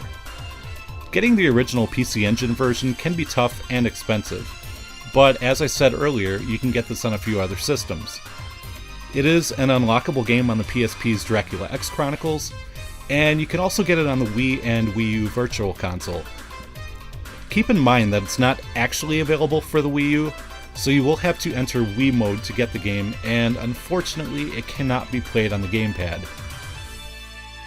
That leads us to the second SNES game, Castlevania Dracula X. Now, I'm not 100% sure on this, but it appears that NEC wanted Rondo of Blood to be an exclusive title for the PC Engine CD. This meant that Konami couldn't just do a straight port of the game. So they ended up keeping a few things from Rondo and rearranging or altering many others. You'll immediately see some of the changes in the opening level. They merged the Burning Village from Stage 1 with the Chase from Stage 2, which might make you think the entire game will be similar to the PC Engine version, but that is not the case. Most of the stages are quite different, and to be honest, a couple are pretty dull. One complaint many people have are the stiff controls. After the smooth controls of Super Castlevania IV, it was kind of weird for Super Nintendo owners to have to go back to the stiff movement of the earlier games. I'm fine with it for the most part, but I do have a couple of issues.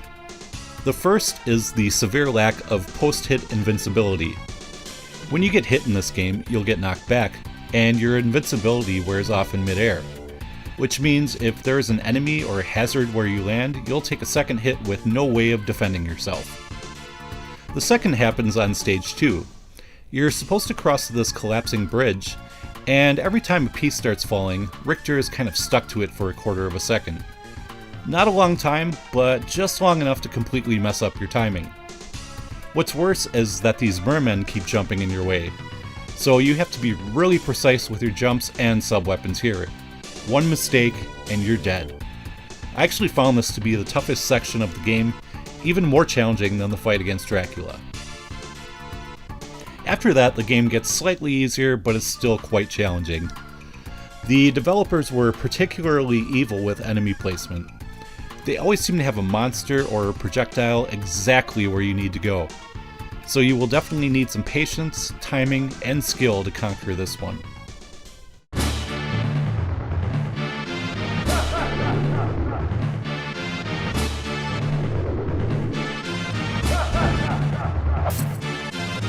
The fight against Dracula is considered to be one of the toughest battles in the entire series, mainly because you have to stand on columns while trying to defeat him. However, once you get over how scary the battle looks, you'll realize that the entire contest is nothing more than an extreme test of patience. It takes a very long time to defeat his first form, with each hit taking only a tiny amount off his life bar. The second form is much quicker because he no longer teleports. One tip I can offer for this fight is to duck if you're sure you cannot get out of the way. You will still take some damage, but you won't get knocked off the column. This game does offer a couple of alternate stages, and a couple of maidens to free as well.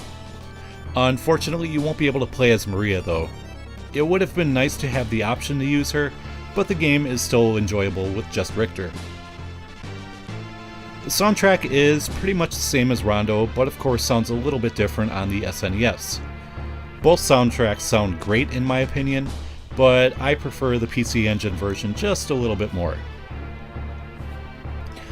Now, there is one more negative thing I have to mention about this game, and that is the price.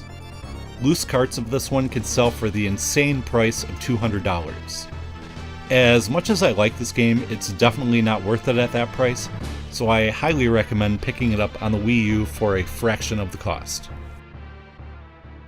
Overall, Castlevania Dracula X is a good game that just happens to be a lesser port/sequel/reimagining of one of the best games in the series. If you're a fan of games like Castlevania III or Chronicles, you should feel right at home with this challenging but satisfying adventure.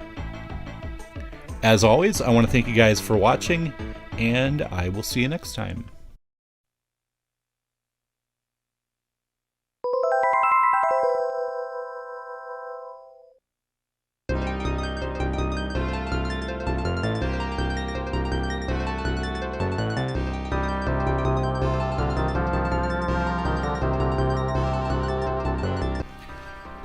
Time to take a look at the last game from the 16-bit era, Castlevania Bloodlines. Now, we are jumping out of order chronologically, but if you watched the last review, you know why. I didn't actually know this game existed until one day when I was checking out a used games list at Funcoland. Up until this point, the only games in the series I knew about were on NES and SNES, so I was pretty surprised when I discovered that it wasn't an exclusive Nintendo franchise. Unfortunately, my Funcoland never had it, so I didn't get a chance to play it until many years later through emulation. Now, I know some of you are upset that I use such a dirty word like emulation, and you know what? You're absolutely right. I should be supporting the developers, so I'm going to do the right thing, hop on PSN right now, and buy the game. Oh, I guess it's not on there. Alright, that was a bit of a long shot. But I figured since they have some Neo Geo, TurboGrafx, and a few Genesis titles, that they would have this classic as well. That's okay though, because I know Nintendo will take care of all my Castlevania needs. What the? Nintendo doesn't have it either? That's a damn shame, because I know lots of people that can't find a physical copy and would love to throw money at a digital release.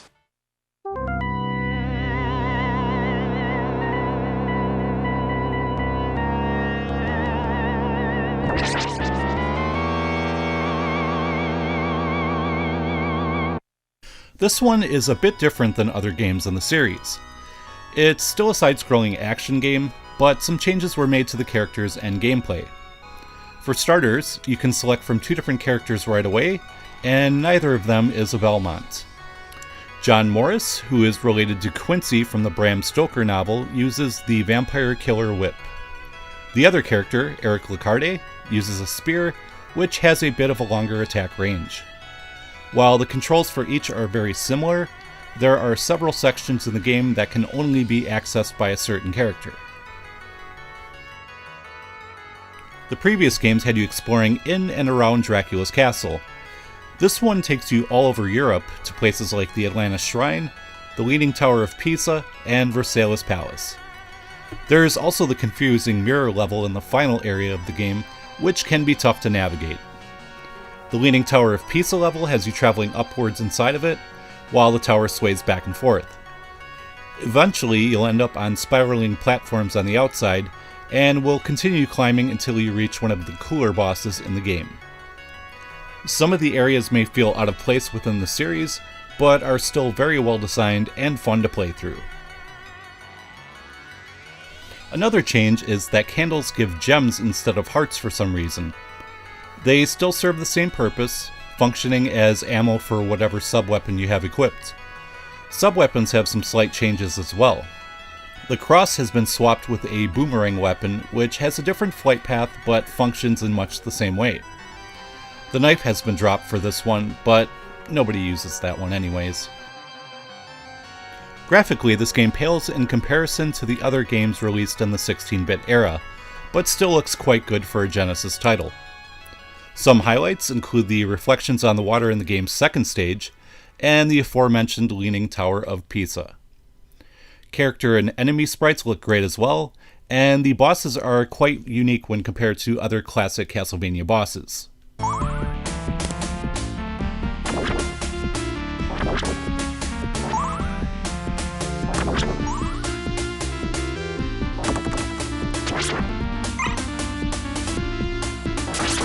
This game boasts an excellent soundtrack from famed series composer Michiru Yamane. As usual, there are some remixes of classic songs from the series, as well as some great new tracks like Sinking Old Sanctuary and Iron Blue Intention.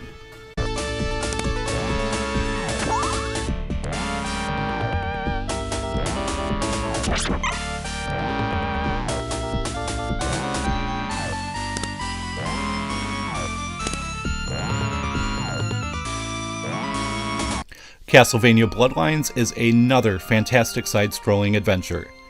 Even though Konami changed many things for this one, it still retains its classic Castlevania feel. If you're a Genesis owner looking for a great game to add to your collection, definitely pick this one up. It's starting to climb in price, but it is worth every penny.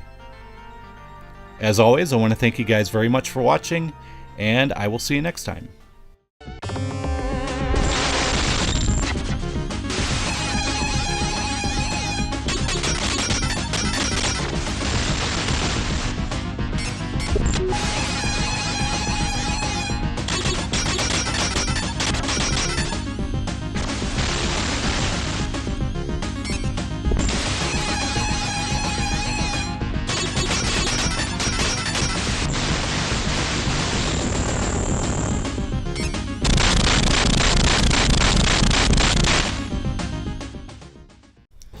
Today we're going to look at a strategy RPG called Saiyuki Journey West. And yes, this is one of those weird single-disc PS1 games that comes in a double jewel case. I guess the reason publishers did things like this was to make the game stand out more on the shelves. Not sure it worked out too well, since many gamers don't seem to know about this one. In fact, I didn't know this game existed myself until I saw BioPhoenix review the game about a year ago. This game was developed and published by Koei, and to be honest, I'm not really a fan of their stuff. All the Dynasty and Samurai Warriors games put me to sleep. They do have some kick-ass music and can be entertaining for a while with another player, but they get old quickly for me. So even though I really wanted to play this game, I was a little apprehensive because of my past experience with Koei's games. The plot of Saiyuki is based on a famous novel from Chinese culture. A monk named Sanzo has a dream where she is given a divine staff by Lady Canon and must deliver it to a temple in India. The journey won't be easy, of course, but Sanzo soon finds several companions to aid her in her quest. The story is fairly interesting, but the writing is a bit too abrupt at times. There were many times in the game where I expected things to be elaborated on further, or for characters to discuss something more, but they just stopped. Sort of like the opposite of Batten Kaitos, which had a good plot, but the characters did not know when to shut up. There are 6 main characters in the game, and they were all pretty enjoyable. There are several optional characters you can add to your party as well, although I only managed to find one of them. I'm a big fan of the character designs in this game. Well, except for Cho Hakai. Not that he's a bad designer or anything, it's just that pigmen really freak me out. The gameplay is pretty similar to most strategy RPGs. Your characters take turns moving on a grid and doing the normal attacking, abilities, or healing. One thing that sets Saiyuki apart is the wear ability, which enables any character besides Sanzo to morph into a more powerful form. This will not only increase hit points, but will also let that character use different abilities. The character can stay in this form as long as there is still energy in the wear gauge, which gets depleted whenever you use a wear attack. One drawback to the wear form is that the party member can't be healed like they normally would. Sanzo plays a bit differently from the other party members. She cannot wear change, but instead has the summoning ability. In most other RPGs, summons are just a powerful one-shot attack, but in Saiyuki, the summon will actually remain in battle for several turns. Each summon gives Sanzo a different special attack to use, and most will benefit your other party members by upping attack, defense, or adding a regen effect. The combination of summoning and wear forms gives some nice attack options for combat, although it would have been nice if the game was a little more challenging. For most battles, you'll find yourself using the exact same strategy over and over again. It's still quite fun though. There are no random encounters on the world map, but if you need to level up or earn money, you have a couple of options. Each town has a dojo where you can fight to earn some experience. Some towns also have a post where you can run errands for gold. You will occasionally have to fight some enemies in these quests, but most are just walk here and view this cutscene, then walk back and accept your reward. Even though these quests have different titles and descriptions, they all play the exact same short cutscene. You can then take your money to the shop, of course, to upgrade your gear. One thing that I must mention about the shops is that I don't know how they make any money since they pay so much for all your old gear.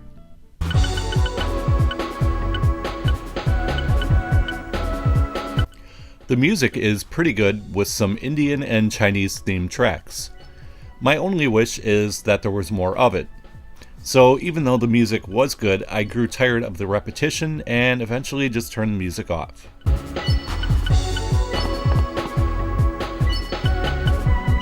Saiyuki Journey West is an enjoyable and affordable strategy RPG.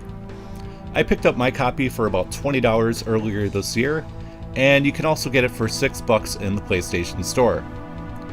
If you're a fan of the genre looking for something new to play, definitely give this one a try. As always, I want to thank you guys for watching, and I will see you next time.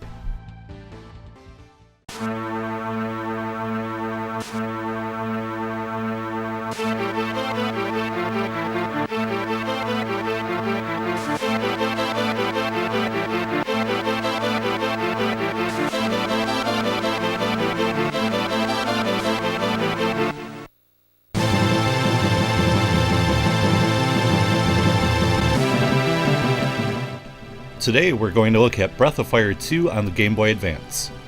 This was originally released for the Super Nintendo in 1995, and in 2002 Capcom decided to port it over to the GBA. Story-wise, this game is relatively simple. The plot takes place about 500 years after the events of the first Breath of Fire. Ryu must prove that his friend Bo did not steal from Trout's mansion. In the process of trying to clear Bo's name, he gets caught up in a quest to save the world. The story may not be anything special by today's standards, but the characters are interesting enough to make you want to keep advancing the story. The original SNES version had a poor translation at times, and that hasn't changed much for this one. They did touch up a few things here and there, but most of it remains the same. This is a shame, since it can be unclear what to do next sometimes due to the shoddy localization. Combat is your standard turn-based system. While every character can use the typical attack, magic, and item commands, each party member also has one unique ability at their disposal. Rand can awaken sleeping characters, Nina can regenerate her ability points, and Ryu can regenerate his health, and so on. Ryu eventually learns some dragon transformation spells which will use all his AP, but also inflict massive damage on the enemy. One really cool feature in this game is the ability to fuse your characters with various shaman found throughout the adventure. These fusions will enhance one or more stats, and some will have other bonus effects as well. Graphically, this game is fairly decent. The Super Nintendo version may not have been the best looking RPG on the system, and that remains true on this GBA port. Towns and dungeons can sometimes be boring to look at, but the character and enemy designs are really good. Also has some nice animation and spell effects in combat. This game was released before the Game Boy Advance SP came out, so Capcom decided to adjust the contrast so it would be easier to see on the non-backlit handheld. The menu really could have used some updating in this port. In most other RPGs, hitting the shoulder buttons lets you cycle through the different characters. Not in here though. You have to hit B to back out of one character's menu so you can go into another's. Not a huge deal, but a more intuitive interface would have been very welcome for a game that was released in 2002. One really nice enhancement for this port is that they doubled the experience and money you get from battle. This makes the game much less grindy, but you will still need to do some extra battles from time to time. One of my favorite things about Breath of Fire 2 is Township. You find an old rundown house very early in the game, and your party decides to help repair it, and it eventually becomes a full town. You can find NPCs from all over the world that have no place to live, and send them to Township. Who you send there is important, because some can open up shops for you that give you access to some great items. There are also some that can do some less useful things, or in some cases, nothing.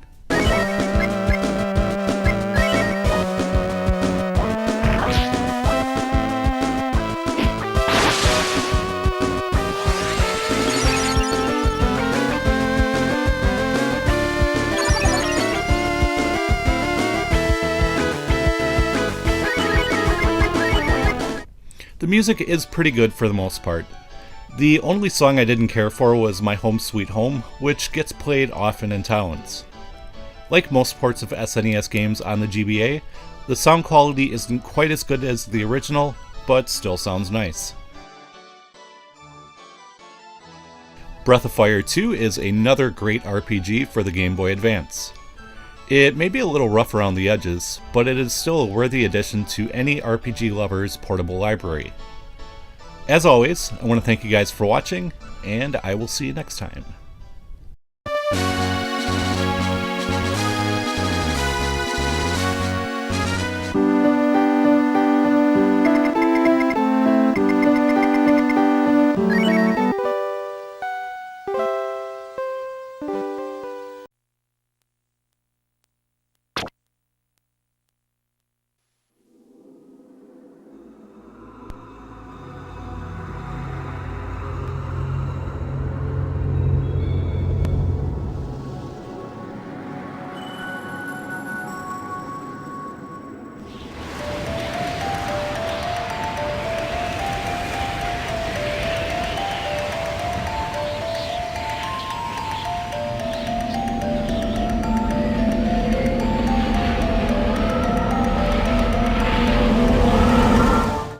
I mostly review games I like on this channel. However, every once in a while I play a disappointing or bad game that must be discussed. Which leads us to today's game, Pier Solar on the Sega Dreamcast. I was really excited to finally get this game, because I had missed out on the first two runs of the game on the Genesis back in 2010. Once the initial excitement and the novelty of playing a brand new Dreamcast game wore off though, I realized that I wasn't enjoying the game too much. The story has a somewhat cliched start. Hostin's father is gravely ill, so he and a couple friends decide to retrieve some herbs from a nearby forest to hopefully save his life. Sure, it's not the most original way to begin the game, but I've played plenty of RPGs that had a cookie-cutter plot at first and developed into something great. That really doesn't happen here though. It remains fairly standard and predictable throughout. The game does have some fairly interesting and likable characters though. This port gives you the option of swapping between the original Genesis graphics and some more updated kind of HD graphics. The updated visuals look pretty nice, except the character portraits, which look like they're from a crappy phone or Facebook game. Look at how bland and generic they are. The 16-bit portraits look much better in my opinion, and remind me of something from Phantasy Star or a TurboGrafx game. One thing you want to do right away is go into the options menu and turn Pathfinder off. I get why they put this feature in, but it's really annoying. If you leave it on, you'll spend lots of time struggling to get your characters to go the right direction. Combat is the classic turn-based style, but also has a unique gathering system. Some spells not only require magic points, but also gather points which can be accumulated in a couple of ways. This adds some strategy to the otherwise standard combat. Overall, I like the battles, but there were a few problems. One is the abundance of flying enemies at the beginning of the game. Only one of your starting characters can hit airborne monsters with normal attacks at the start. Edisot does have some throwing items, but the supply is limited, and there isn't a good way to replenish them for a while. Another is that your weakest character will constantly be targeted by your enemies. You'll be healing them a lot. And what is with all the ambush attacks? It's common for RPGs to have ambush or back attacks every once in a while, but this game seems to have one every 5 battles. The biggest problem I have with the game is the dungeon design. Every single one is a fucking labyrinth and so difficult to navigate. You'll have to search behind the objects in the foreground to find hidden platforms, or just wander around aimlessly until you stumble upon the right path. Even the towns are a convoluted mess of doors and passages. You do have a map, but it is completely useless. What the fuck am I looking at here? Is this supposed to help me find the path? It's just a bunch of squares. Where do I go? The menu is an issue as well. Just because this was developed for an old school console doesn't mean the menus have to be archaic. One of the benefits of modern game design is we know how menus should function. The one in Pier Solar is incredibly annoying. There's no equipment sub-menu, those are all mixed in with the items, which cannot be sorted. Wait, there's a weapon called the Banhammer? That's fucking awesome.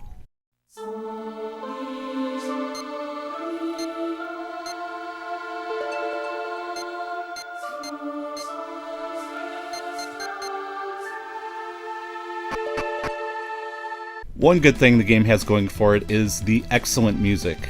All the tracks were a treat for the ears, and you have the option of switching between a classic sound or a more updated one.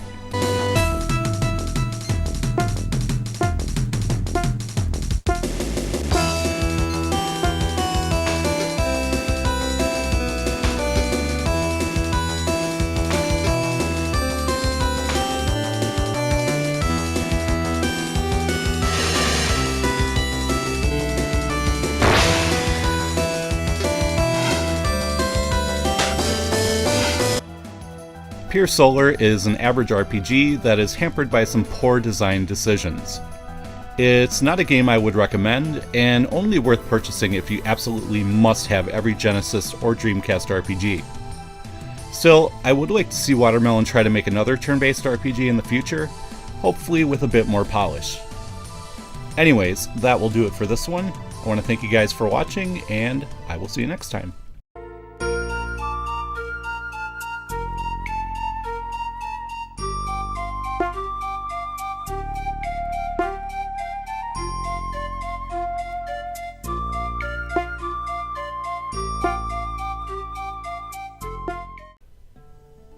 The Sega Dreamcast is one of the best game systems of all time, but also one of gaming's biggest tragedies.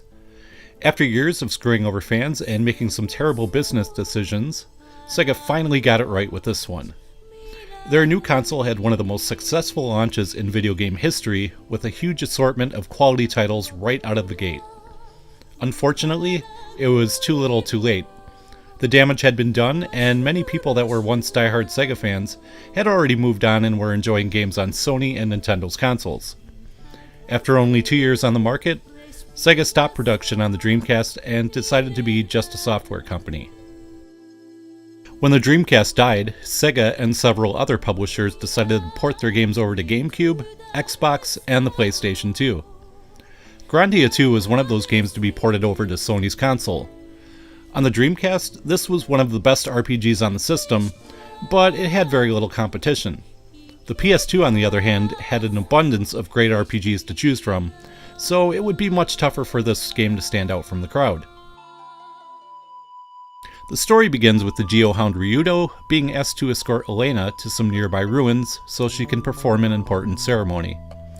However, something goes wrong with the ceremony, and Elena is cursed by a piece of the evil Valmar. The party then must journey to St. Heim to have the evil removed, and to also help prevent the Day of Darkness from coming. The story is very interesting and is made even more enjoyable by its great cast of characters. Every party member is given a nice backstory and excellent character development. There are also some interesting NPCs and villains. The real stars of this game are Ryudo, Elena, and Millennia. The chemistry between these three is very entertaining. Things may start off a little rocky between a couple of them, but they eventually grow to like one another. While this was a great looking game on the Sega Dreamcast, it doesn't fare so well on the PS2. When you enter some of the larger, more populated towns, the system seems to have a hard time keeping up with it, and it results in some terrible slowdown. There are also lots of glitchy spell effects in battle, and some other graphical glitches during cutscenes. There were a couple of times when an important story segment was marred by odd shadows or other graphical issues. There were some CG scenes added in this port which look nice, but I would prefer that they iron out the visual flaws instead of worrying about new cutscenes. The Grandia series features my favorite battle system of any RPG. It's a turn-based system with an active time gauge that also features the ability to cancel enemy attacks and spells by using certain special attacks or the critical attack command. Your opponents also have the ability to cancel your attacks, so you must pay attention to what the enemies have planned for their next move, and hopefully avoid being hit with any potentially devastating maneuvers. It all adds up to a fast and fun combat system that will sometimes have multiple characters and enemies running all around the battle area at the same time. There are a couple of minor issues with the combat. The first is that most battles are pretty easy. There are a handful of really challenging boss fights, but most normal enemies won't give you much trouble. The second is that the game will occasionally freeze after a battle. This happened to me 3 times during my playthrough, and it really sucks to lose 45 minutes to an hour of progress to something that isn't your fault. This wasn't a problem with the original Dreamcast version, so once again, it is a side effect of the lazy port to the PlayStation 2.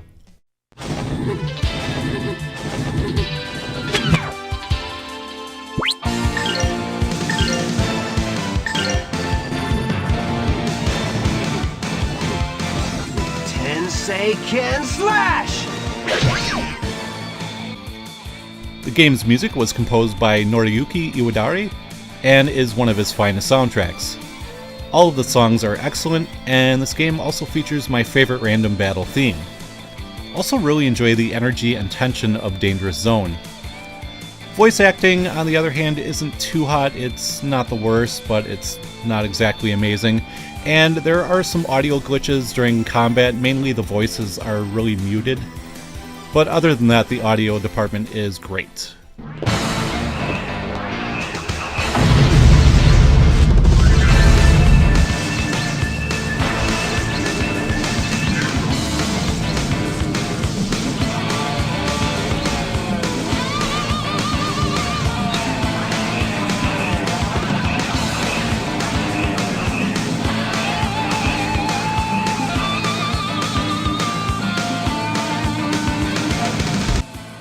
Grandia 2 is one of the best RPGs ever made. but unfortunately suffers from a really lazy and half-assed port over to the PlayStation 2. If this is the only version you have or can afford, you should be able to look past the flaws and enjoy it. However, if you already own the original Dreamcast version, I would recommend skipping this one. That will do it for this review. As always, I wanted to thank you guys for watching, and I'll see you next time. I pray that we shall be safe ahead.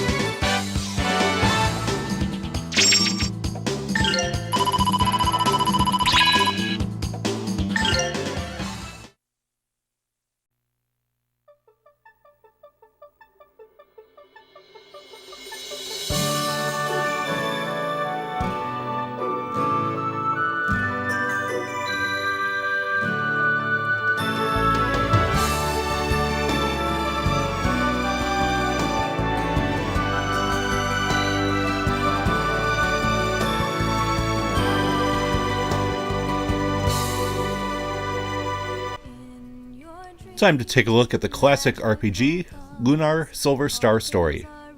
This game was originally released on the Sega CD in 1992, and would eventually get ported over to several other consoles including the PlayStation and PSP.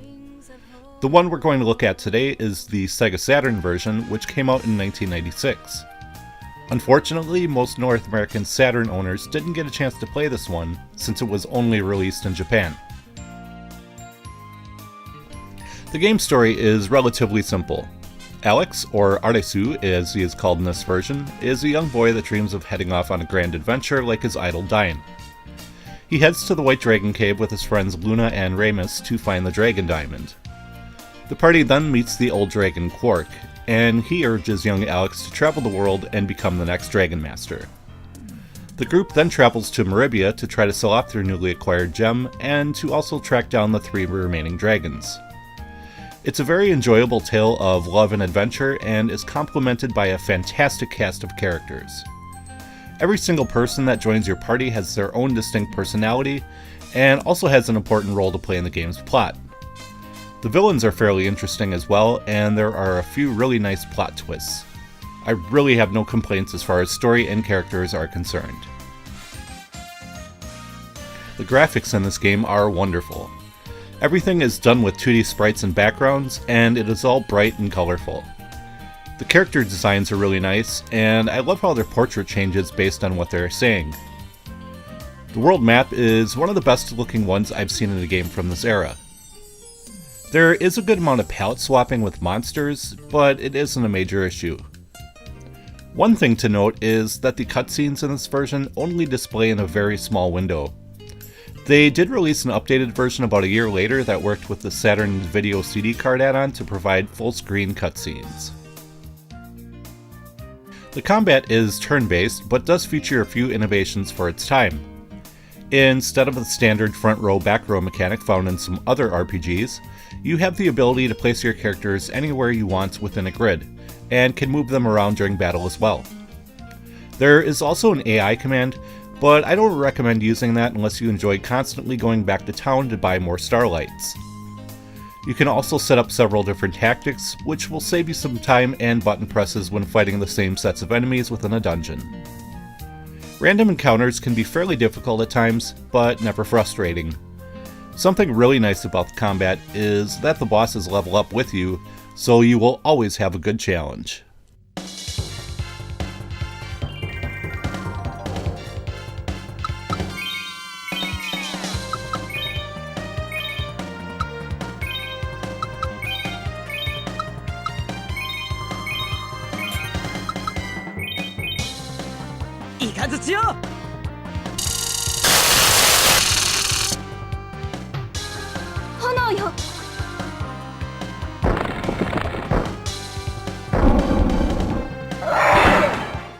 Noriyuki Iwadare's soundtrack is fantastic and full of memorable tunes.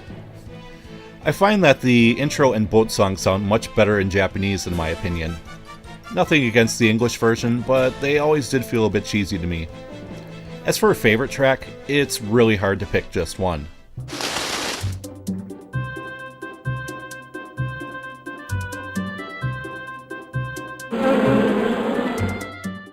It should take you about 40 hours to finish the game.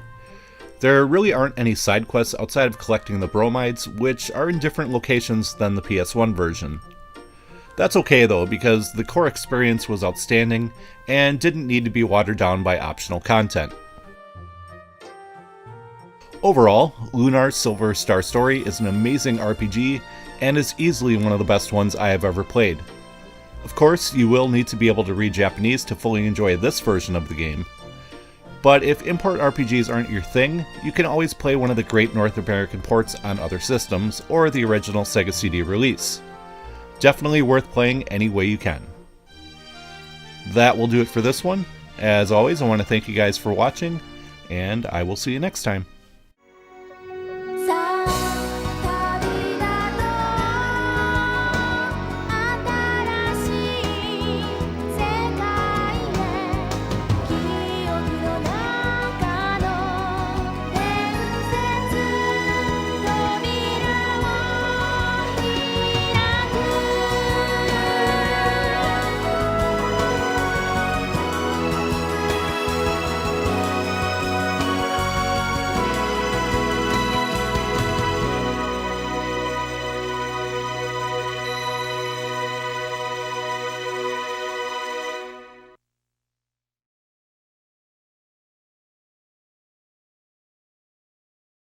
A couple years ago, I created the LEGO NES, which was a full-size replica of the Nintendo Entertainment System using 100% LEGO parts.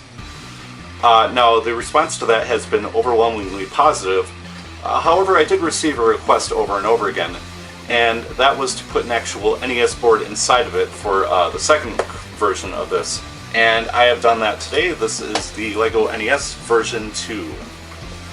Now, I will be honest about some things. I did have to make some compromises with the shell, basically because of the way the board fits in there. So doesn't look quite as good as on the outside as the last one, but it still looks pretty nice. So yeah, I'm going to show you a close-up, and then I'm going to show you a quick demo of the unit actually playing games. So here we go. Okay, and here you can see the LEGO NES sitting next to the shell of the NES. Do a side-by-side comparison here. You can see it's pretty much the same dimensions. It is slightly taller. You know, I tried various things, but I had to make it just a couple plates taller because of the way, you know, everything fit in there. There's a look at the sides. Oh, back to the front actually. Talk about a few things real quick. Okay, one thing you'll notice with the front is it kind of looks unfinished right there. Basically I tried a whole bunch of different techniques to fill that in and make it look nice, but unfortunately nothing worked. It just, you know, it either wouldn't fit or it stuck out too much. One thing I would have liked to use is, you know, one of those pieces there. The 1x2x2 panels. Unfortunately, I don't have any in dark bluish gray, so yeah, so I can't use that, but it would work perfectly, so I'm going to look into getting some of those, and then, you know, finish that out. And I did try, like, sideways building this part and having plates, or, yeah, plate, or tiles, that's what I meant. Tiles going in between the buttons here, but there is not enough space for the actual buttons. So what happens is I would have to push this way back, the actual buttons, and that causes the board to be pushed back, and then I have to add like extra studs on the back, and I did not want to do that, so, you know, that's that. This is the actual, obviously there are the actual controller connectors there, but I did use the outer shelf because that's really the best way to hold these controller ports in place. It does stick out a little, but I'm okay with that.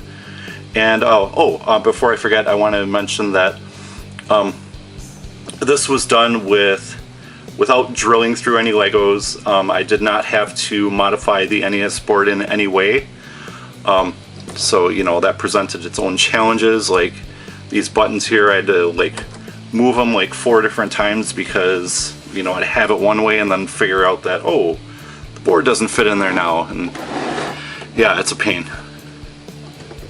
This section here, you know, there's supposed to be a little piece of plastic, but what I had in there looked okay, but then I discovered that it was interfering with the cords when I go to plug them in, so I just removed it and, you know, left the little rectangle there, which still looks pretty good.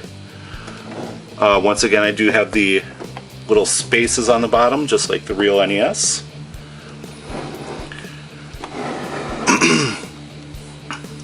Back, once again, you know, I could put bricks in between, but it would interfere and it wouldn't look as good, so, you know, I just left it open. These are a little bit different from the last one because with the way the vents are built on the top, which I'll show you in a minute, they actually don't provide any ventilation, so I put some vents back here.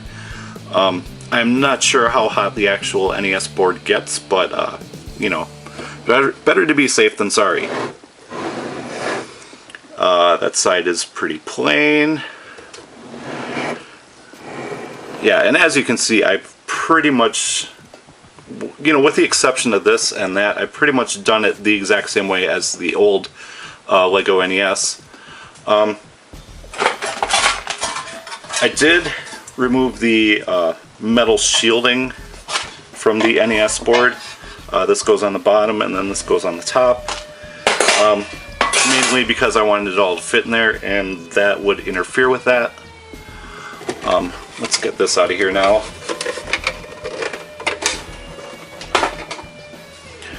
Okay, oh, and then this wasn't really a request, but I did see one person ask this when I built the original one, and he asked if the useless plastic rectangle was on the bottom, and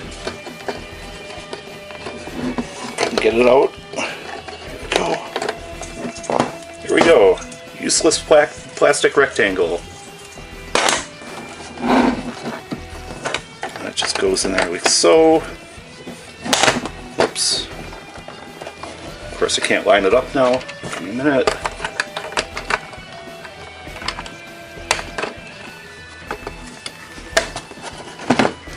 Alright. So there's that, and then of course there's the door, cartridge slots. Okay, yeah, cartridge goes, you know, in there like so, real easy. Just push it into place, lock it down, you know, hit the power button, and close the door. Now with the top, I really would have liked to put some tiles there, but unfortunately that would require to build me down one plate and that would interfere with the actual cartridge slot, so you know, I'm just going to leave it like that. And the reason there's no tiles up here is because that prevents the door from opening, so you know, I just left it as is. And then we have the vents here, and I actually forgot how I built these last time, so I had to watch the video that I posted, and I'm like, oh yeah, that's how I did it. But once again, those are not actual vents, they're just made to look like vents, so there's absolutely no airflow going through there. And, oh, and then one thing is, I have to figure out this because, like, that doesn't want to come down all the way, so I have to mess around with it a little bit and get that all lined up perfectly. Once again, the top does come off.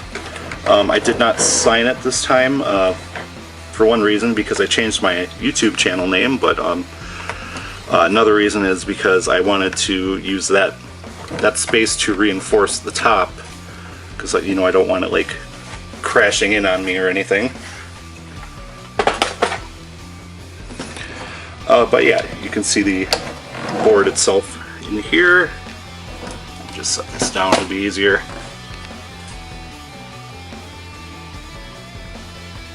And you can see me even. Hey! There's the board. That's the power connector, controller 2, controller 1.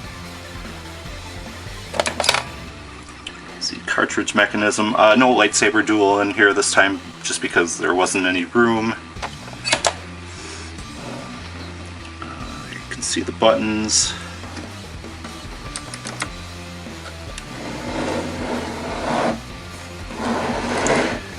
have put some bricks in here just to hold everything in place.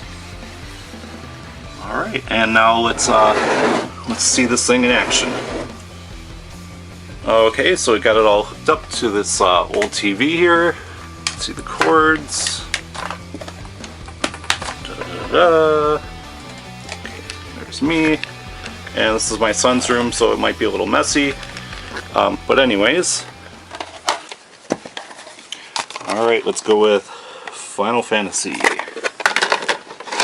Classic game.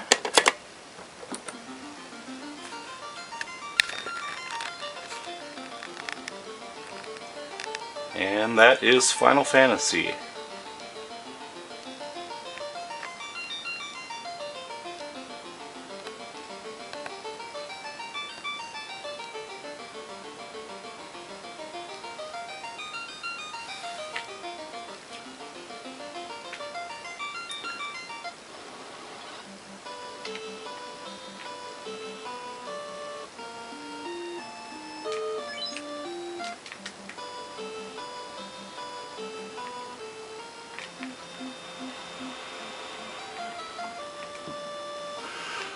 Anyways, that will do it for this one, so thank you very much for watching, and I will see you next time.